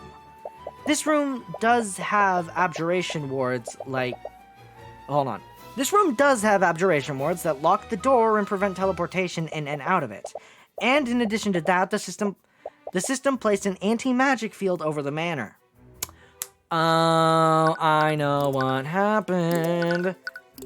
Sword of Eating... Let me read this real quick. The Sword of Spell Eating is an ancient artifact. When wielded by a creature, the creature and anything connected to them physically or magically are immune to all harmful magic effects. Legends say it was forged through a blood contract between a mage and a demon. So that could be used by, say, hypothetically, a chimpanzee. Or a monkey. Occupation monkey! Sorry. That's funny. He's got transmutation magic? Eugene got magic? Or is it just because... Oh, I think it's just because of Harold. Okay, it's because they're connected. You have evocation and you're 7. I don't trust you with magic. Where's Aster? Aster's not here at all. We have Tyrion, Celeste, Ruby, Aurea, Aurum, Eris, Beatrice, Frege, Wallace, William, Miriam, Harold, Eugene, and Alaric. What the fuck? Where's Aster? Red flag, immediately. And in addition to the... Oh, yep. An anti-magic field? What is that? An anti-magic field is a spell that nullifies all magic within it. Yeah, anti-magic field. School, abjuration, incantation, coteria, gesture, none, duration, indefinitely, concentration, yes. While concentration on this spell, the caster forms a 10-foot radius sphere that nullifies all magic within it. Any spell effect that enters the sphere instantly dissipates, and any mage that tries to cast a spell within the zone will fail to do so. If this zone of anti-magic overlaps with another magical nullification effect, 2 effects will cancel each other out. Like the sword! and the system somehow covered the entire manor in this effect. If you notice, there are several purple crystals embedded on the walls of the manor. I did notice that. I pointed them out because they look cool. Each of those crystals produced an anti-magic field during the lockdown. Oh, that's kind of fucking sick, actually. The lockdown system covers the entire manor. Once activated, it creates a magical barrier that prevents anyone from leaving or teleporting to the other building. In addition to this, it covers the entire manor and anti-magic field. Within this field, any and all magical effects are nullified and stable. However, anyone physically or magically connected to the sword... It literally tells me, come on now. Come on. Let's stop pretending here. We know what it did.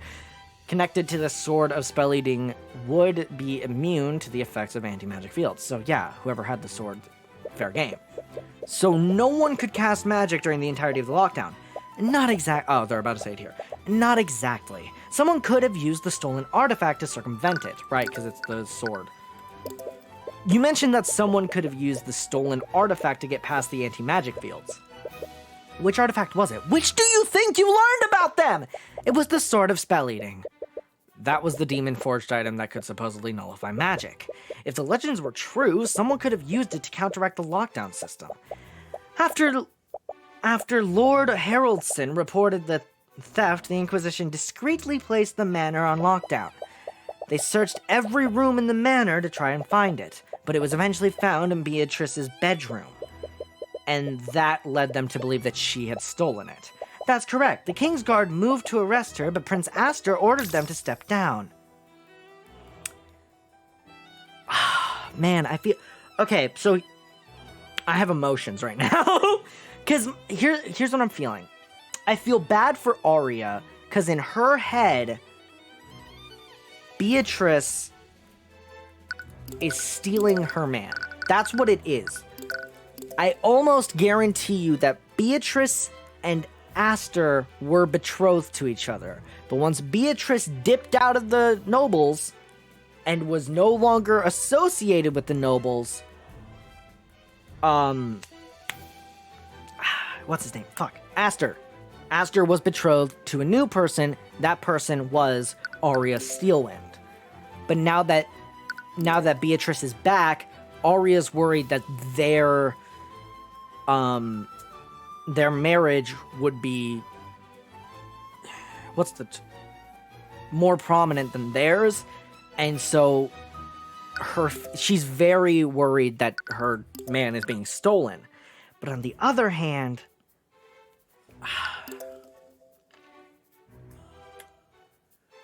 I think what it is, and I think this is probably a little obvious in terms of like seeing the emotions and all that, I think what it is that Arya really does want Beatrice to be guilty because she's like, she wants to have her relationship with Aster safe, and she doesn't want to have to worry about losing him. Right? So, God, I feel bad for her. Didn't look like she was planning on fleeing, so they planned to wait until after the party had ended. But then they found Lord Frega's body. Correct. We believe that she used the stolen sword to nullify the magical locks and break into Lord Frega's study. But if she had the sword, why wouldn't she use that to commit the murder? We're not entirely sure. We have a few working theories. She might have wanted to prevent the theft from being tied to the murder. Or perhaps she had more confidence wielding a knife over a sword. Regardless of her reasons, it's clear that the sword wasn't the murder weapon. So she's not just being implicated in Lord Frega's murder, she's also being charged with stealing the Sword of Spell Eating, which is still a weird name. But what possible reason would she have to do either of those crimes? Since the body was found here, was Lord Frega locked in his room during the lockdown? Yes, William Frega knew that this room should have been secure. He was supposedly in a bad mood and locked himself in this room for most of the night. He refused to let anyone into the room. The only person he spoke to after that was his daughter. His daughter? You're talking about Miriam? No, Lord Frega had another daughter. I'm referring to Leifa Frega, Lord Frega's middle child. She tried to tell her father about the theft, but he was apparently preoccupied with something else. She said he wanted to stay in the study for the rest of the night. When did this happen? It was shortly before the lockdown was activated, a little after 1 a.m. I see. You are the fucking black sheep of this family in terms of, like, design. God damn. Blonde was a recessive gene. Jesus Christ, and you took all of it! Leifa's testimony. After his meeting with Beatrice Frege, William Frege retreated to his study and locked himself in his study. He refused to speak with almost anyone. Everyone who tried to serve him. The only person he spoke to was Leifa Frege. She told him about the theft of the sword, so he to 1 a.m., but William didn't say. Okay. Leifa must have been the last person to see Lord Frege alive then. You should speak with her and get more details about Lord Frege's actions that night. By the way, Steelwind, do you have a map of the manor? I do. Would you like a copy? Please and thank you. Frege Manor, floor 1. Okay. Oh damn, we get all floors. Okay. Let me look at those. Alright, floor 1. So we have the ballroom, storage room, study, coat room, sitting room, foyer, kitchen, stairway, bathroom, pantry. Okay.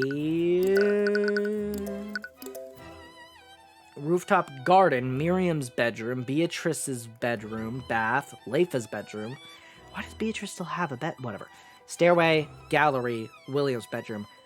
Hell of an open space here, but I'm going to take it that that's because the ballroom's, like, roof is higher than everything else. Does it have to be that high, though? I don't know.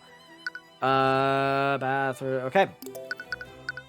Damn, you are so, like, look at everyone else in this family. We got Miriam Frege, got blue hair, gray eyes. We got William Frege, blue hair, gray eyes. We got Beatrice Frege, blue hair, gray eyes. And then you look at fucking Leifa, blonde hair, blue eyes. Like, Jesus Christ. Unless you're adopted, you just got, like, the genetic lottery or something. What the fuck? I don't even know if it's a lottery, because I don't really think you won. I also don't think you lost. I don't know what I'm saying. Witnesses! Were there any other witnesses aside from Leifa who saw Lord Frege that night? Perhaps someone heard what happened from a nearby room. There was someone who heard the altercation, but it was quite obscured. A servant was trapped in a storage room nearby. There's an air vent that connects this room to that storage room. He supposedly heard sounds of a struggle through that vent. What did this witness hear? There were sounds of a struggle before he heard Lord Frege choking on his own blood. When the lockdown was lifted, he informed the King's Guard of what he heard. That's when they discovered the body. I see. Who was this servant? I believe you actually know him. His name is Jan Hughes. Oh, Jan's back! Hey, Jan! Wait, Mr. Hughes is here? Never expected to see him again, much less here of all places. I guess he quit the school. But if he heard the altercation, you definitely want to speak with him. Alright, last one. I think I'm lacking a lot of information about the defendant. From the way you were both acting, you and Aster seem to know her. Your mentor didn't tell you about her? Nope, I try not to pry into her business. I see. I honestly don't know how much... hold on. I honestly don't know much about what happened either.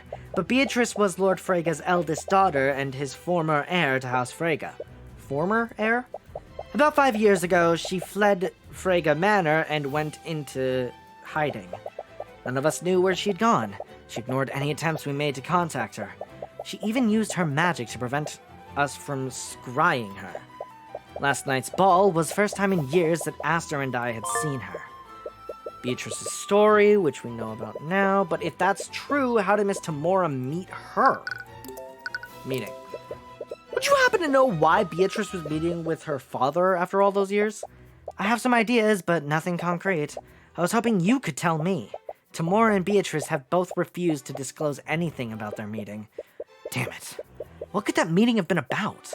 Speaking of which, I haven't seen Tamora anywhere in the manor. As the defendant's attorney, I would have thought that she'd be here to investigate the murder alongside you. That is strange, but Miss Tamora has always had her own way of doing things.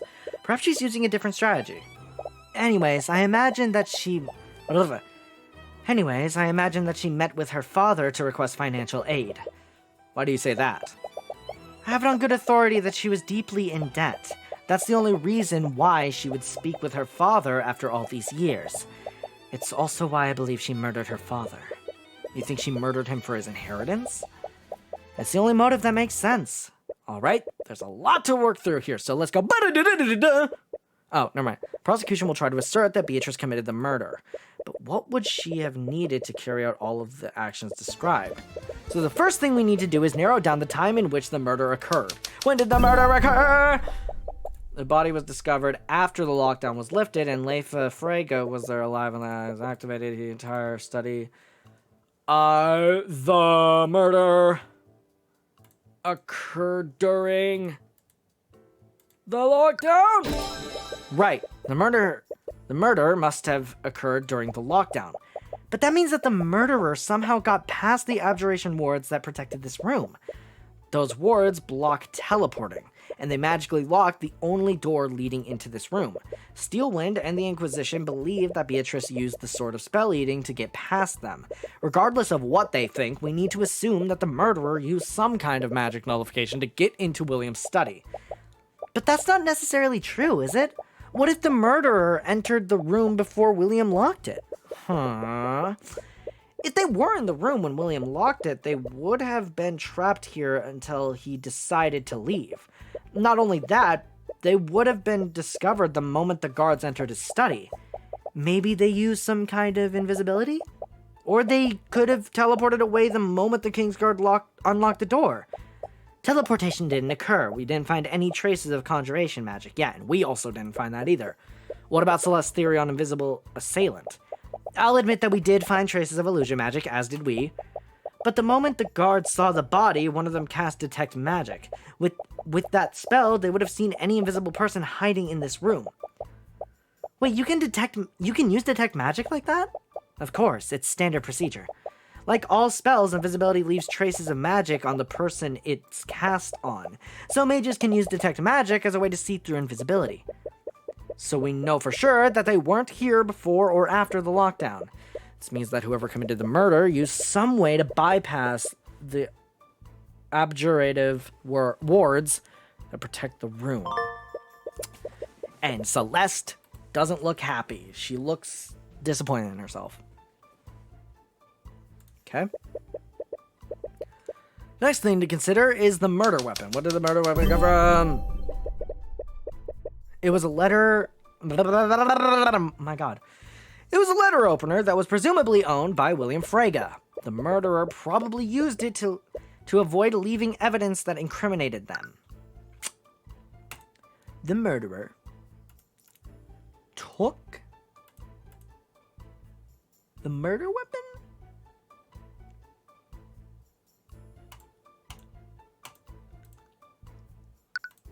No, the letter opener is clearly owned by William Frege. So where the murderer taking it from? Oh, took the murder weapon. Took the murder weapon.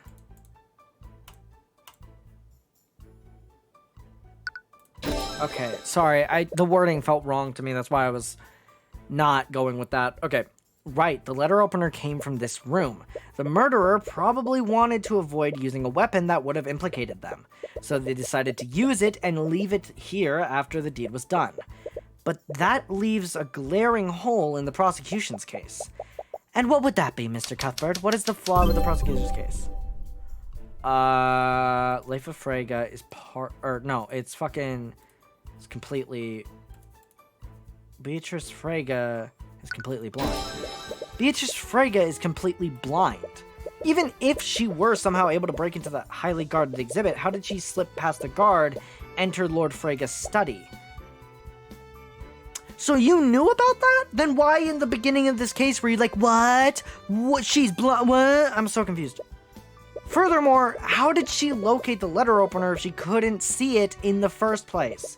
None of it makes sense. Committing this murder unseen would have been a tall order for anyone. I can hardly believe a blind person did all of this. You do... What the fuck?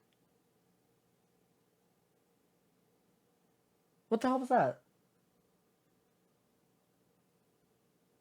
Sorry, I thought I heard something in the background. Weird. You didn't... You do well not to underestimate her, Mr. Cuthbert. What? You don't know her as I do. She's far more capable than you realize. She must be the one behind this. For your sake, right? This isn't for finding justice. This isn't for doing the right thing. This is so you can keep your mans, which I respect to a certain degree, but girl, come on now.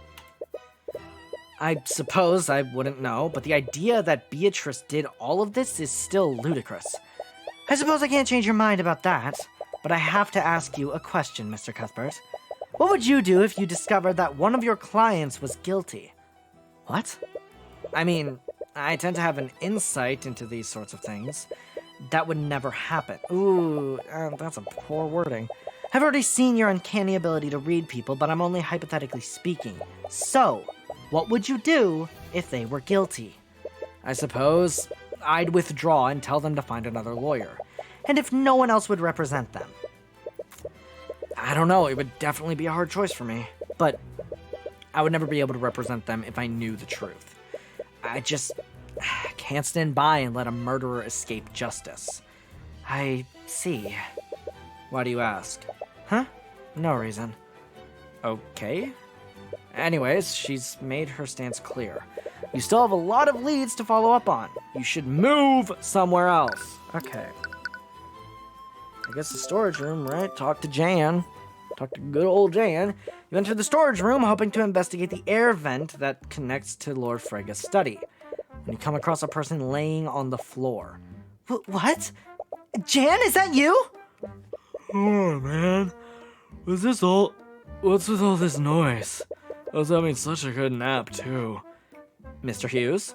Whoa, it's you two! Why are you taking a nap in the storage room? I needed to take a break from all the chaos going on. The King's Guard won't let us leave until they finish investigating the murder. This pompous noble shooed me away when I tried sleeping on one of the couches. Didn't expect anyone to find me here.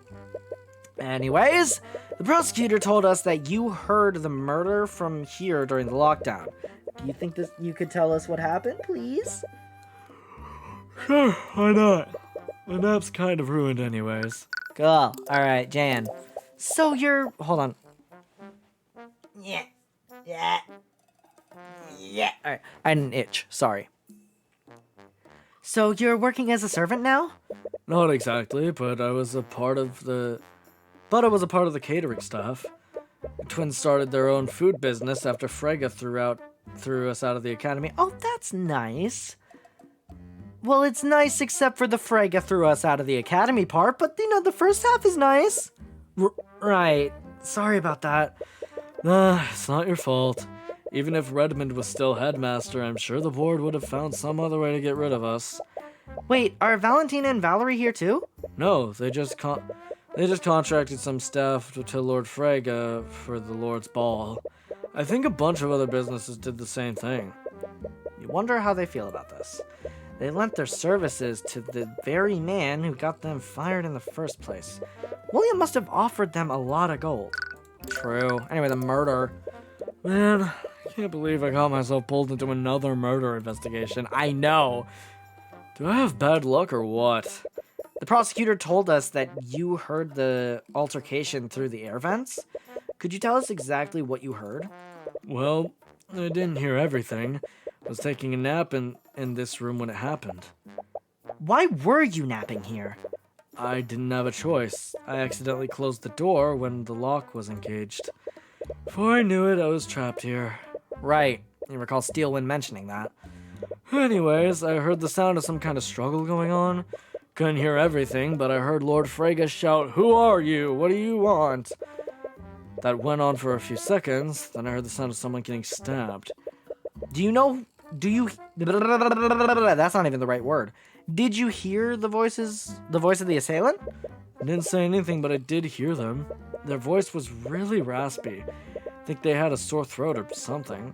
Or they were trying to mask their voice, which feels weird. Jan Hughes was trapped in a storage room near William Frega's study. He took a nap, but was awoken to the sound of some kind of physical struggle. He heard Frega shout, "Who are you? What do you want?" After a few more seconds, he heard the sound of someone being stabbed. Storage room. What? I almost did that in Jan's voice. Why did you enter the storage room anyways? Servants were complaining about rats running through the air vents, so they sent me to take care of them. Or is it monkeys? Is it little monkeys? Is it little monkeys named Eugene Haroldson? It's your little monkey going through the vents. That's what it fucking was. That's what you were hearing. And he had the sort of spell eating on him. It was the monkey. I heard one of them running in the vents upstairs, and I followed it here. I figured I had nowhere else to go, so I opened it up and put the trap down. After it was done, I tried to leave, but the door was locked. I didn't have anything else to do, so I took a nap. Alright, rats in the vents. Rats in the vents. Rats in the motherfucking vents. The servants have been frequently complaining about sound of rats running through the... I got it. He only heard a few words before the murderer struck the final blow. It doesn't give you much to go on, but his testimony could become relevant later with the monkey.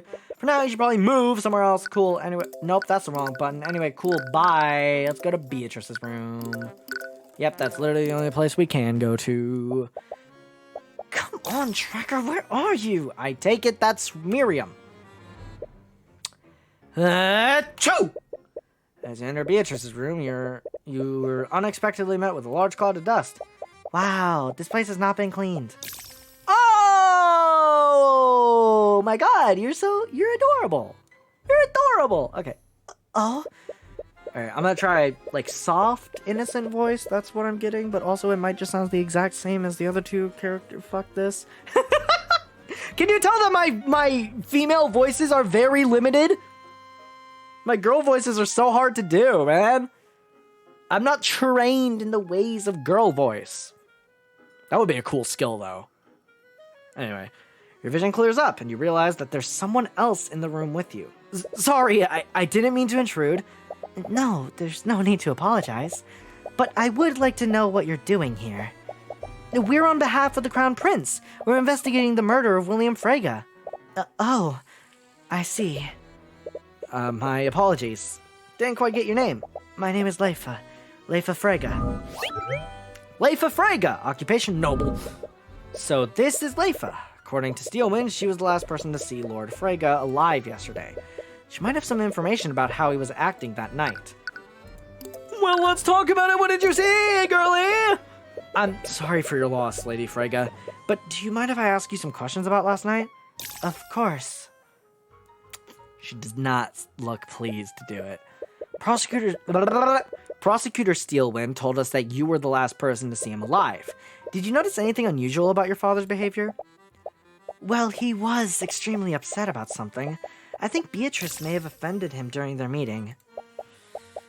The servant said that he wanted to be left alone. He retreated into his study immediately after their meeting. I tried to speak with him when the theft was reported, but he didn't much care about the missing artifact. Told me to leave him alone and let the Kingsguard investigate the sword. He was probably busy making the changes to his will. Now that's an interesting thought. So it was... Ruby? So it wasn't 5 years ago. Ooh.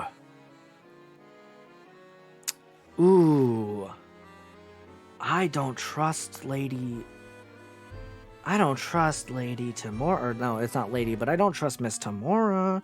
Slowly but steadily not trusting my mother figure.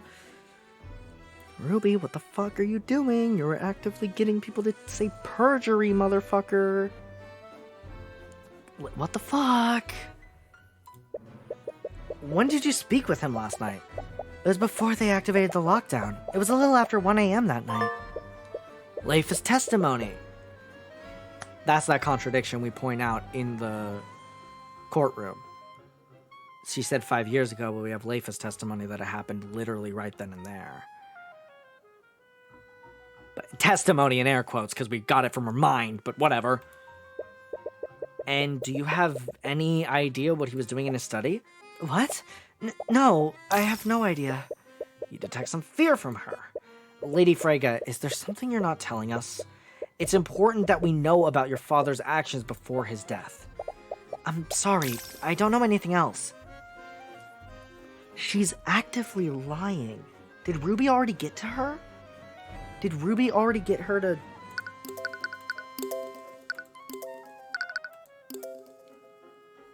Ruby, what are you doing, girl? My father was a private man and didn't share much with anyone, even his own family. I wish I could be of more help, but I really don't know anything else. I refuse to believe that's why he was killed. She's clearly holding something back.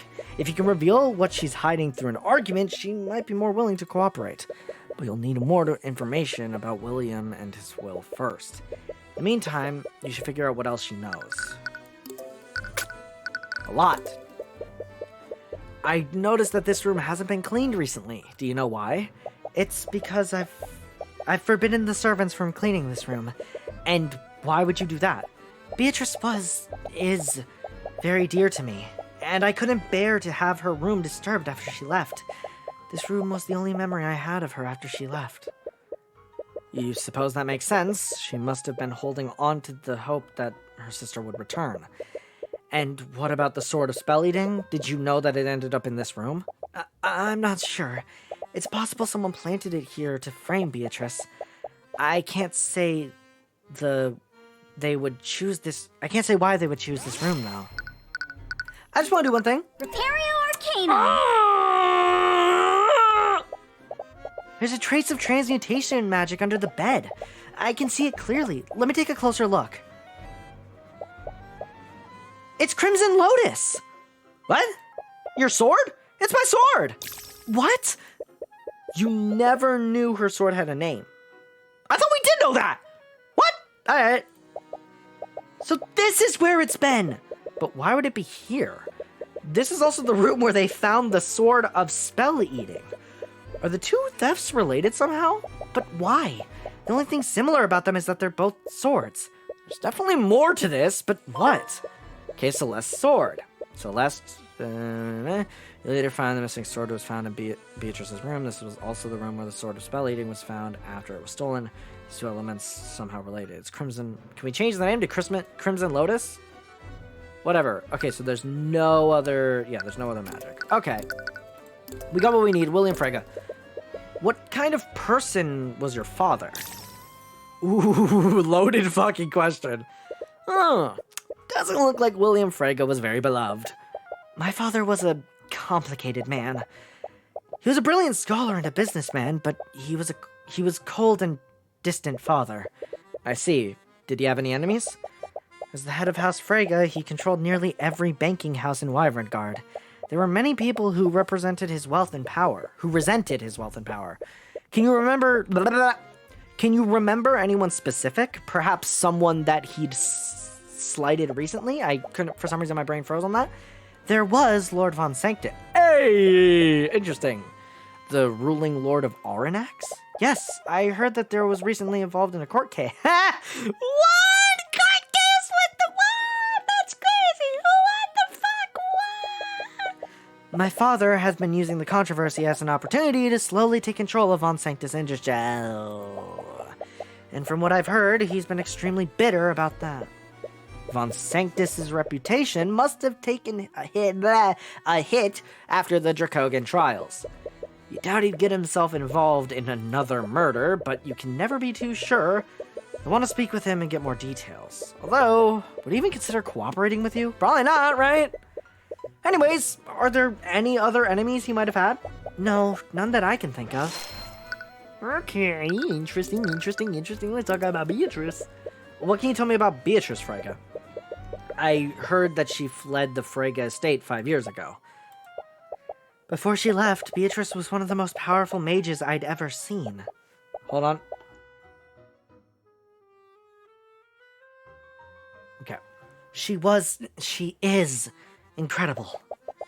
At the age of 18, her talent for magic had even eclipsed my father's. But it was never enough for him. What do you mean? Before my mother died, he desperately wanted a son. But he only ever had daughters. Oh! It all makes sense now! He was a sexist. We figured it out. Wrap it up, folks. Everyone thought that Beatrice would inherit House Frege from my father. But our family knew the truth. William Frege would never leave his legacy in the hands of a... Whoa.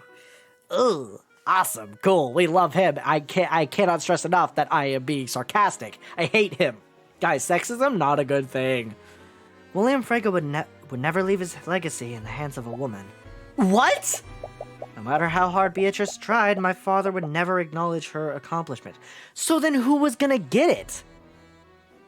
It had to be a Frege, and there were no male Fregas alive, seemingly. He was extremely cruel to her, constantly belittled her achievements and dismissed anything she said to him. Ooh, I hate him. Maybe he deserved to die in-game, fictionally. And after the accident, he used her disability as an excuse to take away the little influence she had. There was an accident that gave her a disability? Is that why she's blind? Tell me about that. If it's not too painful for you, could you tell me more about Beatrice's accident? Is this even relevant to the investigation? Yeah, surprisingly, yes. Like, I'm like dead ass, yeah. Because any small detail could make a difference. I need to learn everything I can. I'm not sure about exactly what happened, but it was a magical experiment gone wrong. Beatrice was working on a project at the Imperial Academy. She was trying to create a new spell formula.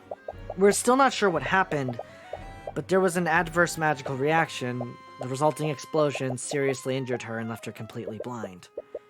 Can't imagine how she must have taken that. Actually, she was probably the most unfazed by what happened. But that didn't matter. My father saw his opportunity. He told me that he was relieving her of her duties so that she could recover. But I knew the truth. He was going to take away her political power and social standing. She was reduced to a mere decoration for our home.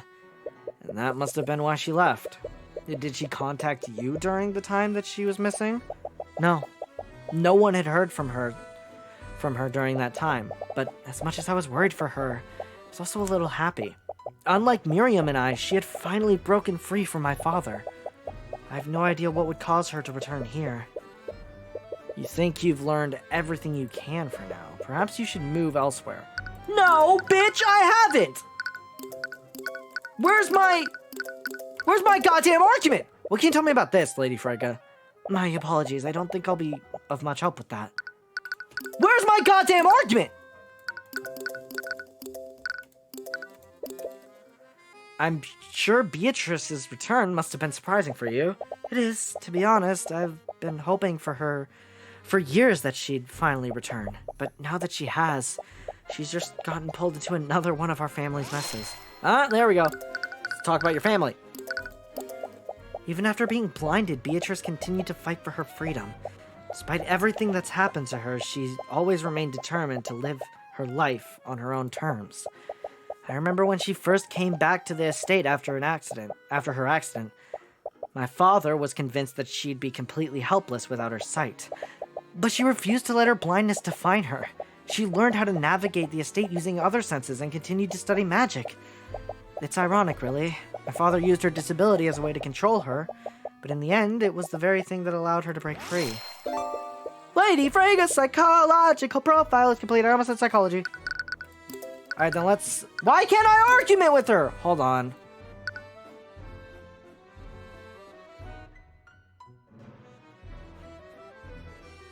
Sorry, I need water.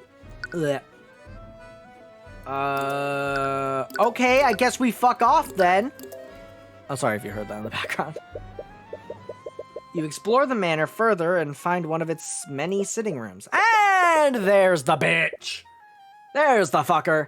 And there, you happen to spot a very familiar face. Sup, bitch? Sup, motherfucker? He's slipping on a glass of wine. He's falling into its spell. No. He's sipping on a glass of wine, and his expression turns disdainful the moment you enter the room. Oh, wonderful. As if my day couldn't have gotten any worse. Von Sanctus, what are you doing here? The head of a noble house has just been murdered. I can't very well return to Arenax when my affairs are in such disarray. Anyways, forget what I'm doing here. What are you doing here? Oh, I just wanted to have a friendly chat with one of my favorite noblemen. I heard that you've been keeping busy since we last met. Must be difficult losing your empire to House Frege. Sure. Tyrion, we do need his help. Is that so? And what makes you think I'd ever help the likes of you? because it would take suspicion off of you. And let's face it, with your reputation, you could use all the help you could get. How dare you! I'll have you know that I'm still a respected member of the nobility. Respected? Is that why everyone is talking about your hand in Justin Way's death? Just because... Or, what the fuck? Because the way I see it, being involved in another scandal would destroy what little remains of your reputation. But, it makes no difference to me, and to be perfectly honest, I'd like nothing more than to drag you onto the stand and embarrass you a second time. You can practically hear him grinding his teeth together. Very well. If it means I won't have to endure your presence any longer, I'll oblige and answer your questions. Awesome, cool! Honestly, it's just one mess after another with you. Mess? Wouldn't you have much to gain from William Frega's death? On a surface level, you might be right, but it's far more complicated than that. House Frega controls the banking houses. They're the main pillar of support for Wyvern Guard's economy. William's death could have unimaginable economic consequences regardless of who inherits his house. I wouldn't be foolish enough to do something like that. That remains to be seen, bitchface. I may have added a line there, sue me. Think what you will. There are others who would benefit from William Frega's death. Okay? Alright. You mentioned that other people would benefit from Frega's death. Who specifically? If I had to venture a guess, I would say Lucio Steelwind benefits the most. Do you mean the prosecutor's father? But you just said that Lord Frega's death could have unimaginable consequences for the economy. Ha! Do you think that brute cares about Wyvern Guard's economy? No, all that man cares about is power. Pure and physical power. It sounds like a certain Von Sanctus I know. House Steelwind and House Frega have been fighting for control for Wyvern Guard for generations. And in this long-lasting era of peace, the Steelwind's military have become far less valuable to the crown. If it weren't for Lady Steelwind's engagements to the Crown Prince, they might not even be considered a pillar family anymore. The death of William Frega is probably exactly what Lucio Steelwind has been waiting for. And if our economy were to suffer, it would cause civil unrest.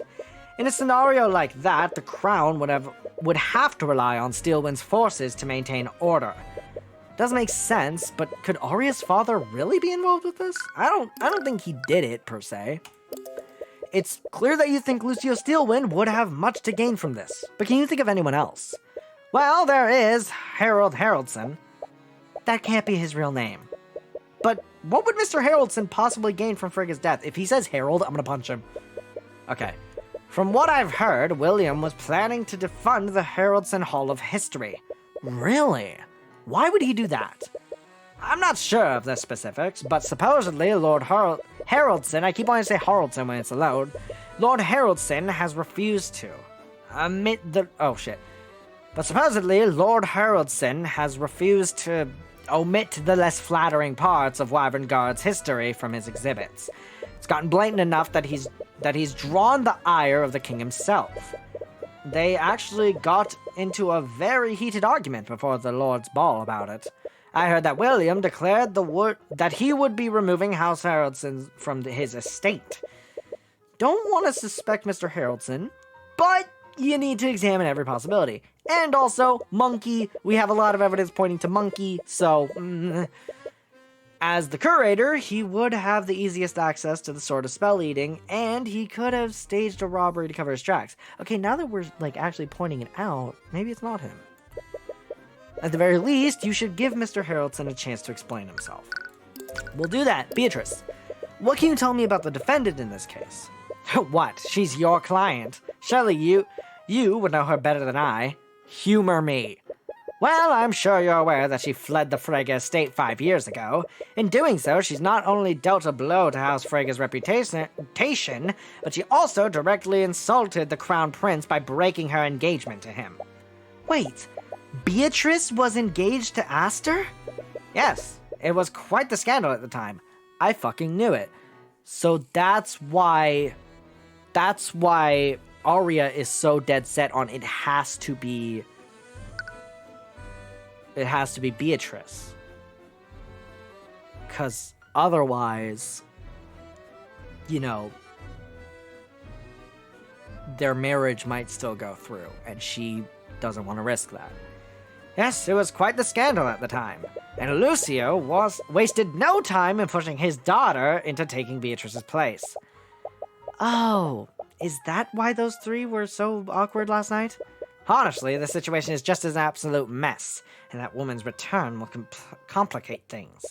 Beatrice's return complicates things? What do you mean by that? Do you find Beatrice's return to be inconvenient for you? What do you want about now? Please, don't insult my intelligence, Von Sanctus. I can read your mind, bitch, let's be honest. Fine, if you must know, my son was arranged to marry William's daughter, Leifa. Leifa? Since Beatrice showed no signs of returning, it was apparent that Leifa would inherit House Frege instead of her. I know when my days are numbered, so I took preemptive action. William wanted a male heir, and I needed to preserve my house, so we both came to an accord. My son and Leifa were arranged to be wed. House Von Sanctus would have been absorbed, but at least my Jaden would stand at the helm of House Frege. You nobles are absolutely awful. I should probably consider myself lucky. Think what you will, I wouldn't expect a commoner to understand. Fuck it, I'm gonna kill you. That's the problem with your generation. Oh, fuck off! Sorry. That was like, damn, this game is so real, it's crazy. That's the problem with your generation. You have no sense of duty or obligation. You don't work hard enough. I'm gonna beat you over the head in-game, in fictional standards. Leifa has already expressed resistance to this marriage, even though she was well aware of the details. Now I worry she'll hide behind her sister to end the engagement altogether. Leifa's engagement. Leifa Frege was due to marry Jaden Von Sanctus. This arranged marriage was facilitated by William Frege and Lloyd Von Sanctus as part of the diplomatic marriage. House Von Sanctus would be absorbed by House Frege, and in return Jaden would blah blah blah blah. Leifa knew about this marriage, how this marriage would affect the future of House Frege. She expressed resistance to a diplomatic marriage and has been stalling for time. Lloyd Von Sanctus. Okay. Leifa never mentioned any of this. And as much as you hate to think of it, William's death would get her out of this arranged marriage. You should talk to her about this. Anyways, Von Sanctus gave you a decent list of suspects. You probably learned everything you can from him now. It'd be best to move and follow up these leads. Cool, well, eat shit, Von Sanctus. We're gonna go to Beatrice's room. Bye-bye. Alright, so now... Leifa Frege seems to be hiding what her father was doing in his study. You doubt that she's doing this out of malice. She might not even think that it's relevant to the case. But William Frege had many enemies, and he retreated into his study to do something that night. And that something could be related to why he was murdered. Let's go, bitch! The words, they empower me. Argument! Alright, let me read her psychological profile. You just met Leifa Frege today, and she has no reason to trust you. She believes in Beatrice's innocence over everything else. She's usually sincere, so it's unlikely that she is actually involved in her father's murder. She might react well if you respond with a similar sincerity. Okay. Is there something you're not telling us, Leifa? Because I have a feeling that you know more than you're letting on. What? What was your father doing in his study? I already told you, I don't know, Fear. I have no idea what my father is doing. My father was a private man. He wouldn't have shared something like that with me. This? Where? Okay, hold on. He wouldn't share anything with me. This one? Nope. What is this? It's proof that Tyrion really proves anything. Okay. Wait, I'm so confused then. Rats in the vents. It's not that. Method of entry, not that either. No. Is it her testimony? Okay. I'm sorry. He's making some sort of change in it to his will, wasn't he? Oh, we're just using the mind reading. Okay. What? Did someone else tell him? Why did you find the need to hide this from us? I didn't! The thoughts you saw earlier seem to disagree with that. Why did you find the need to hide this from us? I didn't! The thoughts you saw earlier seem to disagree with that. Why did you find the need to hide this from us? I didn't! The thoughts you saw earlier seem to disagree with that. Why did you find the need to hide this from us? I didn't! We've only just met today, so I understand if you don't trust us. But the Inquisition thinks that Beatrice murdered your father, and they claim that she did so for his inheritance. That's absolutely absurd! Regardless, your father's inheritance is a likely motive behind this murder. Many people would have a lot to gain from his death, including you. Excuse me? I was not involved in this. How could you even think that I'd be capable of something like this? I'm not so sure. You were the last person to see your father alive. It's possible that you're lying to us. That's sincerity, but I don't know if it's good. Didn't mean to imply that you were involved in this, but it's clear that the murder's motive... that's hyperbole. Or not hyperbole. Fucking... hypothetical, I guess. That's the only word that's coming to mind. The prosecution clearly won't shy away from prosecuting members of your family. If your sister's truly innocent, where do you think they'll turn their attention next? Yeah.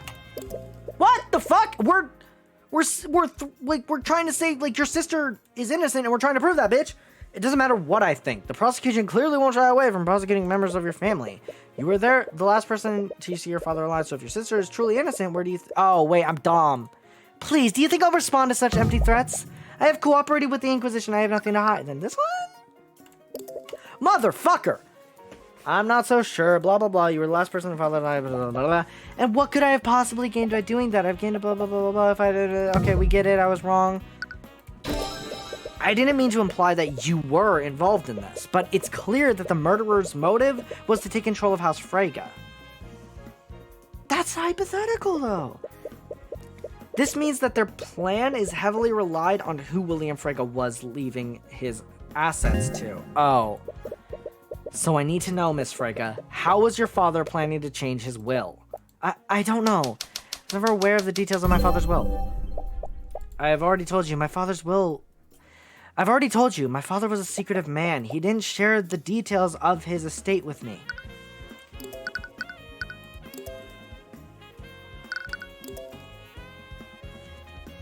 You live his thoughts, you know the interest study makes some sort of adjustment to his will. Is it this? Yeah, okay. Is that really true, though? What? I already know about your arranged marriage to Jaden von Sanctus. And I also know that as a part of the deal, Jaden would inherit inherit House Freyga instead of you. Yep. You definitely knew about this, and you heavily resisted the marriage in an attempt to stall it. I said that weirdly. Which means that you had some idea of how your father will... Oh, I'm so dumb. Sorry. My head's not here. Which means that you had some idea of how your father's will was arranged. So what aren't you telling me, Miss Freyga? I can't trust you. I can't trust you. What? You are here on behalf of the Crown Prince Aster. The Four Pillar families and the Crown have much to gain from my father's death. How can you assure me that this information won't be used against my family? So that's why she's been so secretive. There's nothing I could possibly say to make you trust me, but please understand I'm only trying to find out who murdered your father. I may have been hired by Prince Aster, but I'm an independent agent. I have no stake in this conflict. I was only hired to arrive at the truth. That's truthful, and she likes that. I'll arrive at the truth one way or another. If you refuse to cooperate with me, I'll have no choice to treat you as another. Ooh, that's not good. She cares about her sister more than her. Rationalize? Or it's one of these, clearly.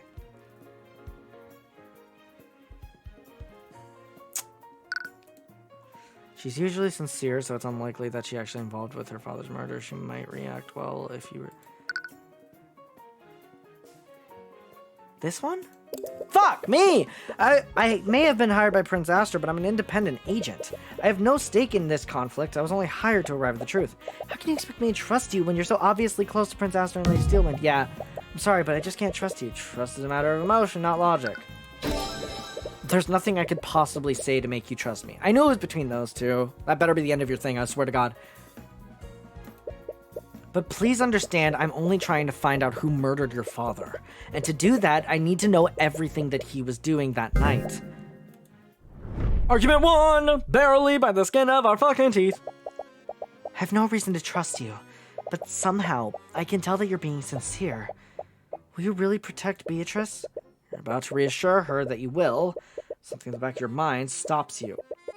I'll get to the truth of what really happened. Bad. Okay, if that's truly what you're planning to do, I'll tell you what I know. Sick! What was William doing? I was trying to be cooperative, but I didn't know who I could trust. Considering the circumstances, that's perfectly understandable. I'm not sure why, but my father was extremely upset that night. According to him, Beatrice had returned and was even more impudent than before. He must have been angry about something she said during their meeting.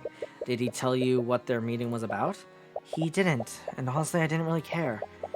I was just so happy that my sister had finally returned, but my father clearly felt the opposite. Before he entered his study, he told me that he would be pruning the family tree. He was going to disinherit my sister and several other members of our family. Yeesh. He probably started drafting a new will to reflect that decision. Interesting. William Frega's inheritance. It's been updated. 109, the murder beat. Okay. Has anyone found the draft of this will? No. It was one of the first things I looked for after the investigation began. The modified will is missing? When in doubt, you doubt that it would even be enforced. He never got the chance to submit it for probate before he died. But you can't discount the possibility that the murderer destroyed... Hold on. Wait, I'm confused. Oh, wait, I think I was backwards before. Yeah, no, Ruby was saying it was yesterday. So she was telling the truth. Arya had misinformation. Why did Arya have misinformation, though? What?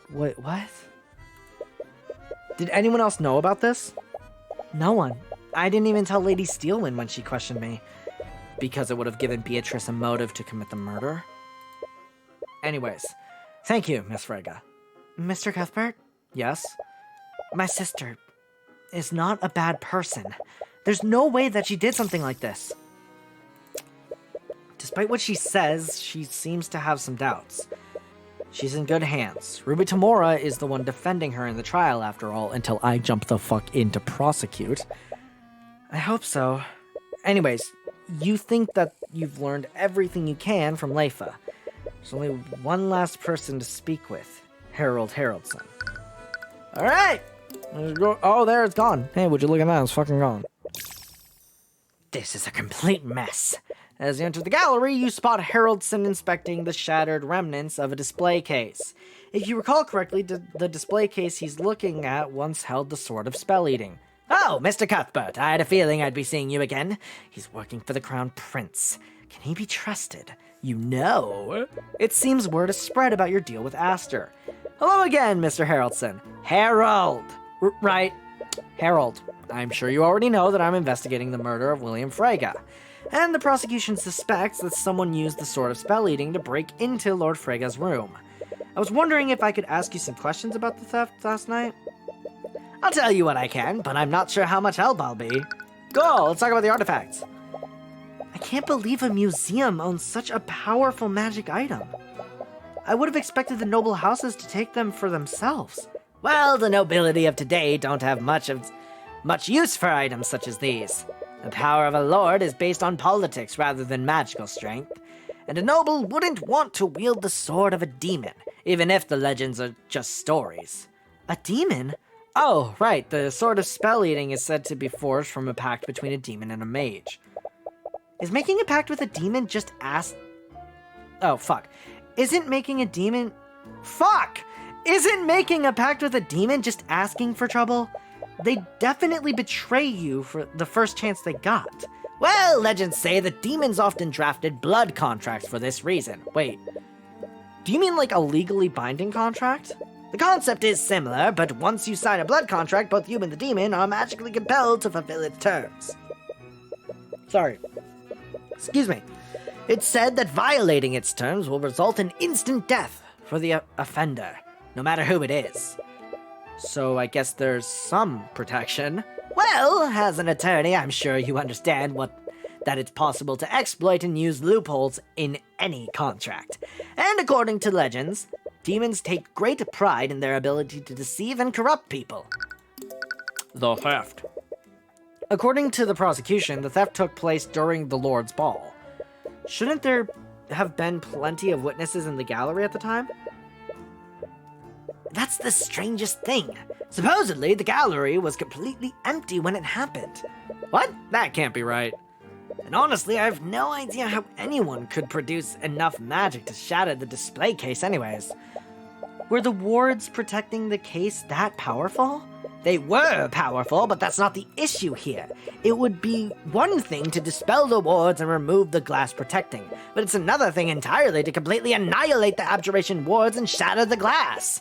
Doing something like that would require extremely powerful spell, far more powerful than what would have been needed. Sword of Spell Eating has been updated. On the night of the murder, someone used a powerful spell to completely shatter the magically protected glass. What's the range of this fucking thing? Anything connected. Oh, wait. When wielded. Okay, so it has to be like hand-to-hand like contact. What the fuck? So you're saying that the force applied was excessive? Yes, and that's not the worst of it. It's clear that the sword of spell eating wasn't the only item that was stolen. Oh shit, yeah, I just noticed that. Oh fuck. What? Was another artifact stolen that night? Yeah, it's right fucking there. Repario Arcanum! Oh, hello! There are traces of evocation magic on the shattered glass. Evocation is the school of magic that creates and unleashes raw energy. It's the most primal of the 7 schools of magic. There's fucking 7 of them? I didn't know that. Someone must have used a powerful spell to blast the display case apart. I already have a thought. I already have a fucking thought. Your arcane art is illusion. Okay. But Wallace's is necromancy, and he had a spell that wasn't necromancy. Yours is transmutation. You have spells that aren't transmutation based. I don't think anyone else here has used spells, like, at all. Apart from, no, not even you, because you used a different thing. I haven't seen you use illusion magic. I haven't seen you do conjuration. I haven't seen you do conjuration. I haven't seen you do transmutation. Oh, transmutation. Oh, maybe, oh, the monkey is transmutation too. Okay, never mind. Never mind, Eris, you're still a suspect. You're always a suspect. Eris is always a suspect. If at any point she's involved in the, even if she's not involved in the case, because chapter 3, she wasn't involved until the very, very, very end. I don't trust this bitch. I just don't. I'm sorry. I don't trust this bitch, ever. It's either Eugene did it, which by extension Harold did it, or Eris. You're always a suspect. Someone must have used a powerful spell to blast the display case apart. Nothing else. Okay, well that's gone. The display case that held the armbands of intellect is empty. Yeah, there it is. That's the thing that other stolen. It's right there. You mentioned that another item was stolen. Yes, it's extremely concerning. After the Sword of Spell Eating was reported missing, I checked the other exhibits. That's when I discovered that the armbands of intellect had been stolen as well. And unlike the Sword of Spell Eating, we still haven't found the armbands. You look at the glass case where the armbands used to be. They've been removed, but the glass case is completely intact. The thief didn't shatter the glass. Exactly. Moreover, the armbands were actually replaced with a very well-made replica. What? So the ones we saw were fake. On the night of the murder, Harold Haraldson discovered that the armbands of intellect were stolen.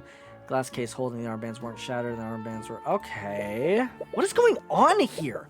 The two thefts are completely different from one another. Are they even related? Or did two different thieves coincidentally steal from Harold that night? You mentioned that someone would have needed a powerful spell to shatter the display case. Wouldn't that narrow down the list of suspects for the theft? Not everyone attending the ball could cast spells that powerful. Well, according to the Inquisition, Beatrice Frega's magic was powerful enough to have done this. Discounting the fact that she's completely blind. Yes, I'm well aware of that, and it doesn't sit quite right with me either. Was there anyone else at the Lord's Ball capable of matching Beatrice's power? Only the heads of the 4 pillars could have invoked magic this powerful. But apparently, Beatrice is an exception to that.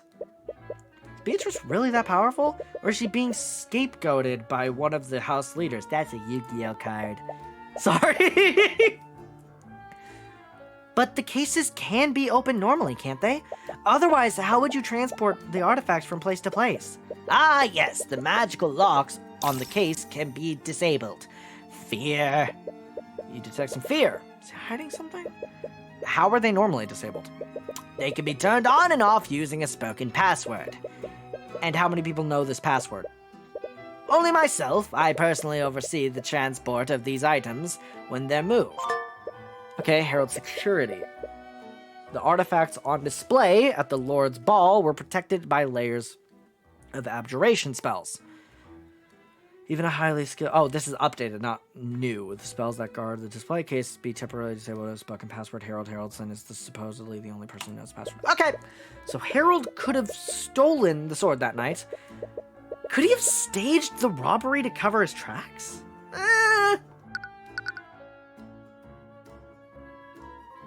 I'm not sure. I don't think so. Maybe. Probably not. If we're saying it in the game, then probably not, right? Harold, a witness told us that you got into an argument with William Frege on the night of the murder. Was William Frege planning on defunding the Heraldson... That's right, I said it right that time. The Heraldson Hall of History? Oh... Yes, he was. He made that very clear. But that doesn't mean that I had anything to do with his murder. We're not saying that you did, but I need to explore every possibility. So I need to ask, did your argument that night turn hostile? I'll admit that our discussion turned heated, but it never escalated to threats or violence.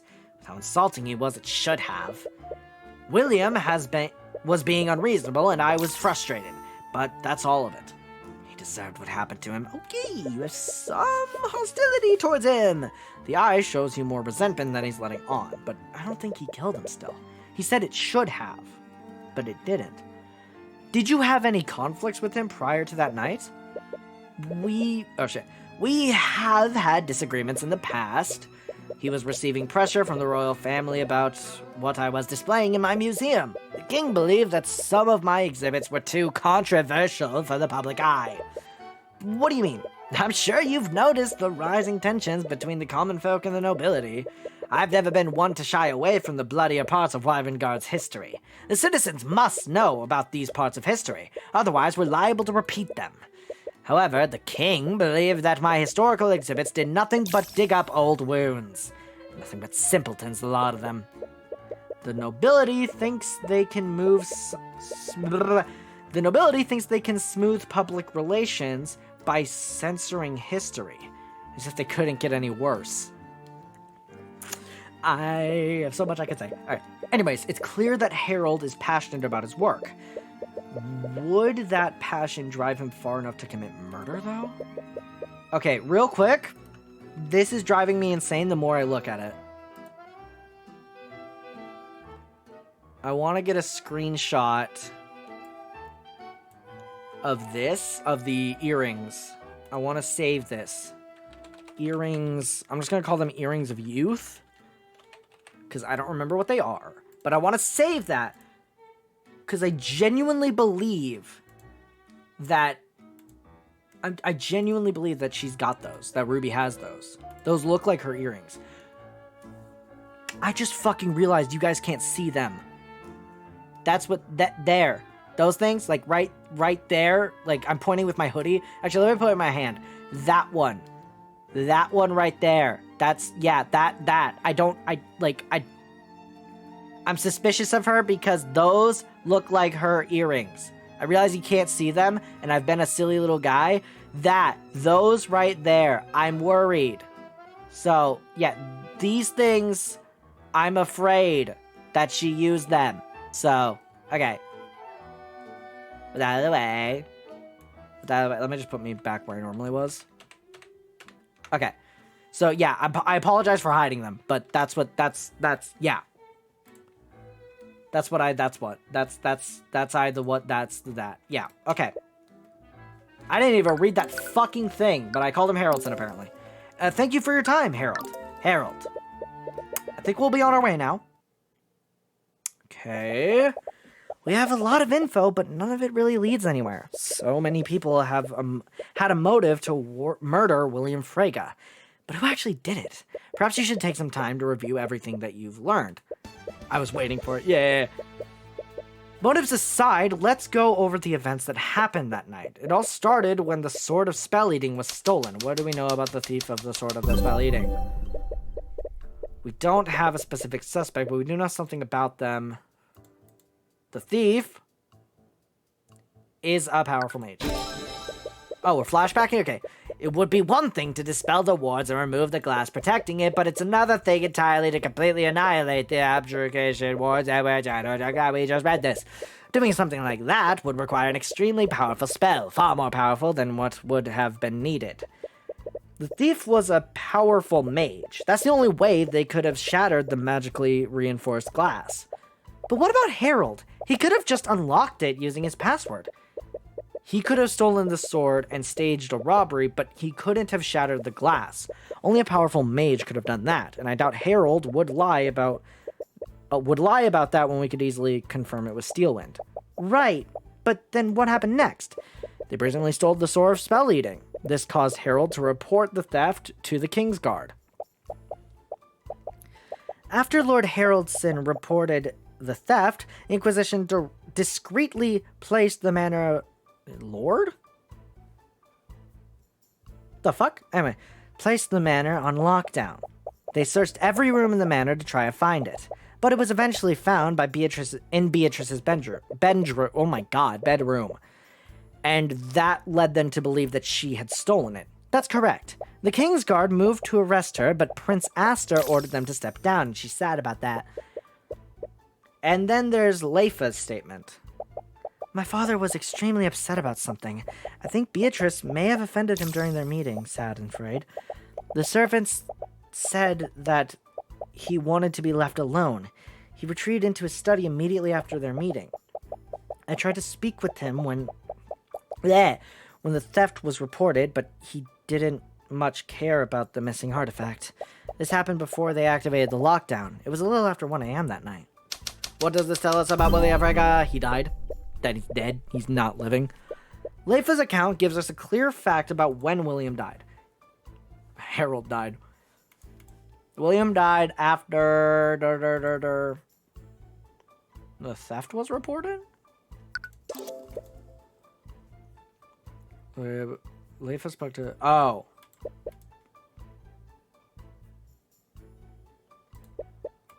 I'm going to Leifa so someone else disguised her father. It had to have been... What the fuck? Lord Frege before he went into his study. Death was after their encounter.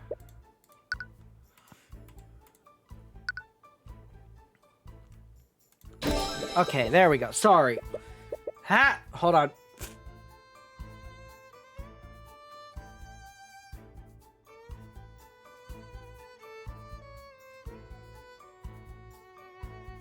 Sorry about that.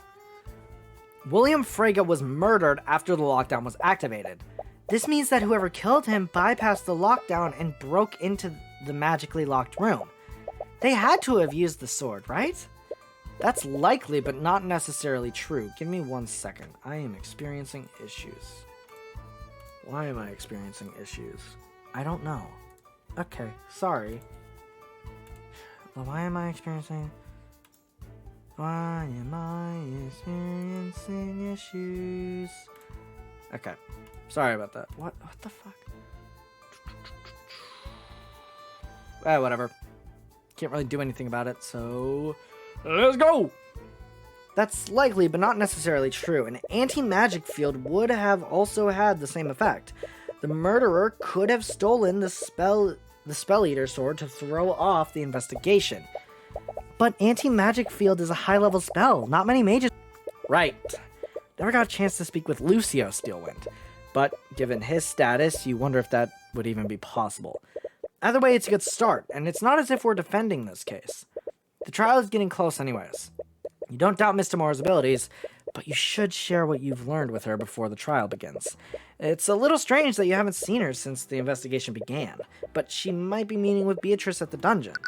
Alright, well... Bye! You arrive at the dungeon and search for Miss Tamora. She wasn't at the crime scene, so she must be here to discuss the case with Beatrice. Or at least that's what you thought, but you don't see her anywhere. Where the fuck is she? Oh, what the fuck? Oh, Mr. Cuthbert? Oh! Hi. You were so caught up in your thoughts, you didn't notice that you were walking right in front of Beatrice's cell. I knew you were involved, but I still don't like seeing you. I didn't expect you here. Celeste lets out a shriek as Eris approaches you two from behind. Yeah, I don't blame her. For a split second, you see her hand dart towards her sword. It appears that she still hasn't gotten over her instinctual fear of Eris, and I don't blame her. Kill that bitch. Eris? What are you doing here? Kill her in-game, by the way. In-game fictionally and not really. Beatrice is actually an acquaintance of my father. He sent me here to help her help her through this ordeal. That brings up more questions. But you don't really have time to pull on that thread. You have less than an hour before the trial begins. You need to find Miss Tamora. Have either of you seen Miss Tamora? I have some things I want to share with her. She was just here, but she left to retrieve some documents from her office. Do you have any idea when she'll be back? She didn't say, but if your discussion has something to do with the case, I could pass a message on to her. You feel a little hesitant for some reason. It is her life on the line. If anyone should know about what you found during your investigation, it's her. Okay, let me tell you what I know. You spent some time going through your findings with Beatrice. From your list of suspects to the possible motives behind the murder, you'll notice that with each revelation, she becomes more uneasy. The idea of someone framing her must be stressing her out. I see. You've certainly been very thorough. Yes, but I still have no concrete evidence that points to anyone. We underestimated him. If he reveals these findings to Prince Aster, he might suspect some. Hello? What? Sorry, I was just deep in thought. And you were able to catch one of those thoughts. Beatrice, I'm sure you're aware that Prince Aster has your best interests at heart. I know. Even though we haven't spoken for the last 5 years, I consider him a dear friend. Then I suppose you have no issue with me sharing these findings with him? Of course not. This is bad. Even he wouldn't support us if he knew that I was involved. Wait, what was that? Her thoughts just said that she was involved. Did she actually murder her father? Is something wrong, Mr. Cuthbert? You look a little pale. Beatrice was actually behind this? But how? She's completely blind. She couldn't have navigated through the manor and avoided the guards. No, you must be taking your thoughts out of context. That's it. Mr. Cuthbert, perhaps you should get some rest. You look dreadfully tired. You think very carefully about what to say next. There's one way to get a certain answer through the eye, but if you're wrong... Beatrice, you weren't actually involved in this, were you? Tyrion? You see her gaze narrow in response to your question. Once again, she claps her hands together. She's clearly trying to stay calm. Do you suspect me now, Mr. Cuthbert? You didn't answer my question, Beatrice. As if I'd even need to justify it with a response. But no, Mr. Cuthbert.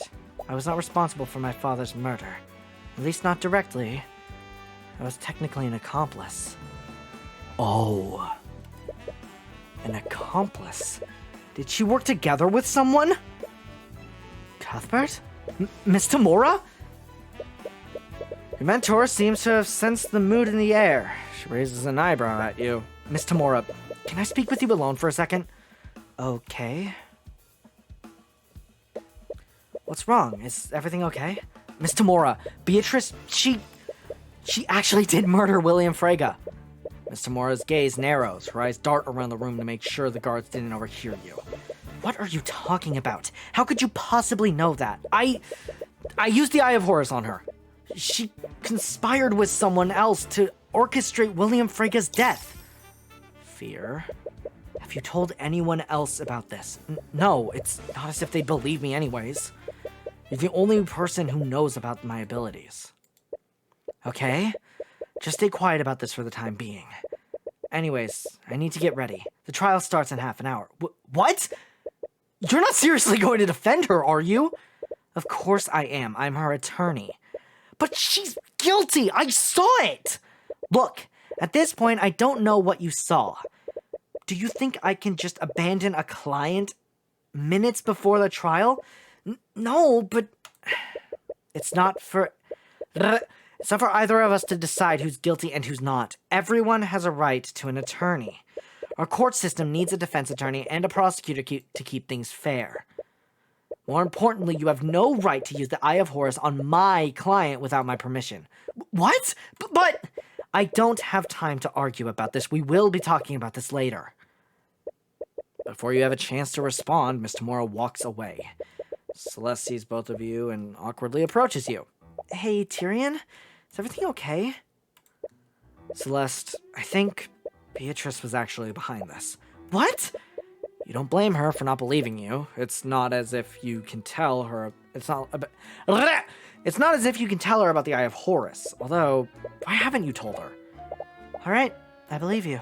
What? You wouldn't say something like that if you weren't sure, right? But if what you're saying is true, what do we do now? You think long and hard for a moment. I don't think we need to do anything. What? Steelman is handling the prosecution, and she's definitely no pushover. If Beatrice is truly guilty, I'll just have to trust her to get the job done. Either way, I don't think we're in any position to get involved. Alright, if you say so. It's really none of your business. You have no stake in this. You're not obligated to do anything. You've done everything you can. It's in their hands now. And then we flash forward to her falling dead. It's none of your business. This isn't your fight. William Frege was a tyrant and a bigot anyways. He's a noble who did nothing but steal wealth from the common folk. The world is better off without him, and it's not as if you didn't try. All you have to do is wait for the trial to run its course. Objection! Yeah. That's not in his playhouse, though. That's not his... Your Honor, I'm afraid you can't pass a verdict just yet. And we're back here, baby. Mr. Cuthbert! Cuthbert? What the hell are you doing? Oh, she doesn't have earrings? What the or at least, not visible ones. I don't know why. I thought her necklace. I don't know. We're keeping that anyway. What the hell are you doing? I don't know. But what I do know is that there was a massive contradiction in Miriam Frege's testimony. Okay, your hands are visible. Who are you kidding? As if you were ever the type of person to stand by and do nothing. I feel like... How long have we been streaming for? Almost 3 hours now? I think it's better... if we save here. I think it's better... Hold on, let me return to the... Nope, shut up! Alright. I think it's better if we cut it off here. Because that's a whole trial ahead of us. And that'll be good for Wednesday. That'll be good to do on Wednesday. So... let's just leave it at that for now. And we'll see where that takes us next time. That was a hell of a start. The whole thing is good. Like I am enjoying this trial, but that start was strong. Good lord. I don't know if it's better than chapter 3 yet. I'm gonna wait until the end, but so far chapter 3 is still my favorite one. Regardless, none of my friends are streaming, so I am going to end stream here. All right. Thank you everyone who came by. I appreciate it. I'm gonna go get the VOD ready so it can be uploaded tomorrow, hopefully. If not, it'll be the day after that. Apparently, the stream cut out for a second. I have no idea why. But, you know. Yeah, so, we're gonna get that going. Anyway, thank you guys for coming by. I appreciate it. And I'll see you next time. Or maybe not. I don't know. We'll figure it out. Woo! Bye-bye!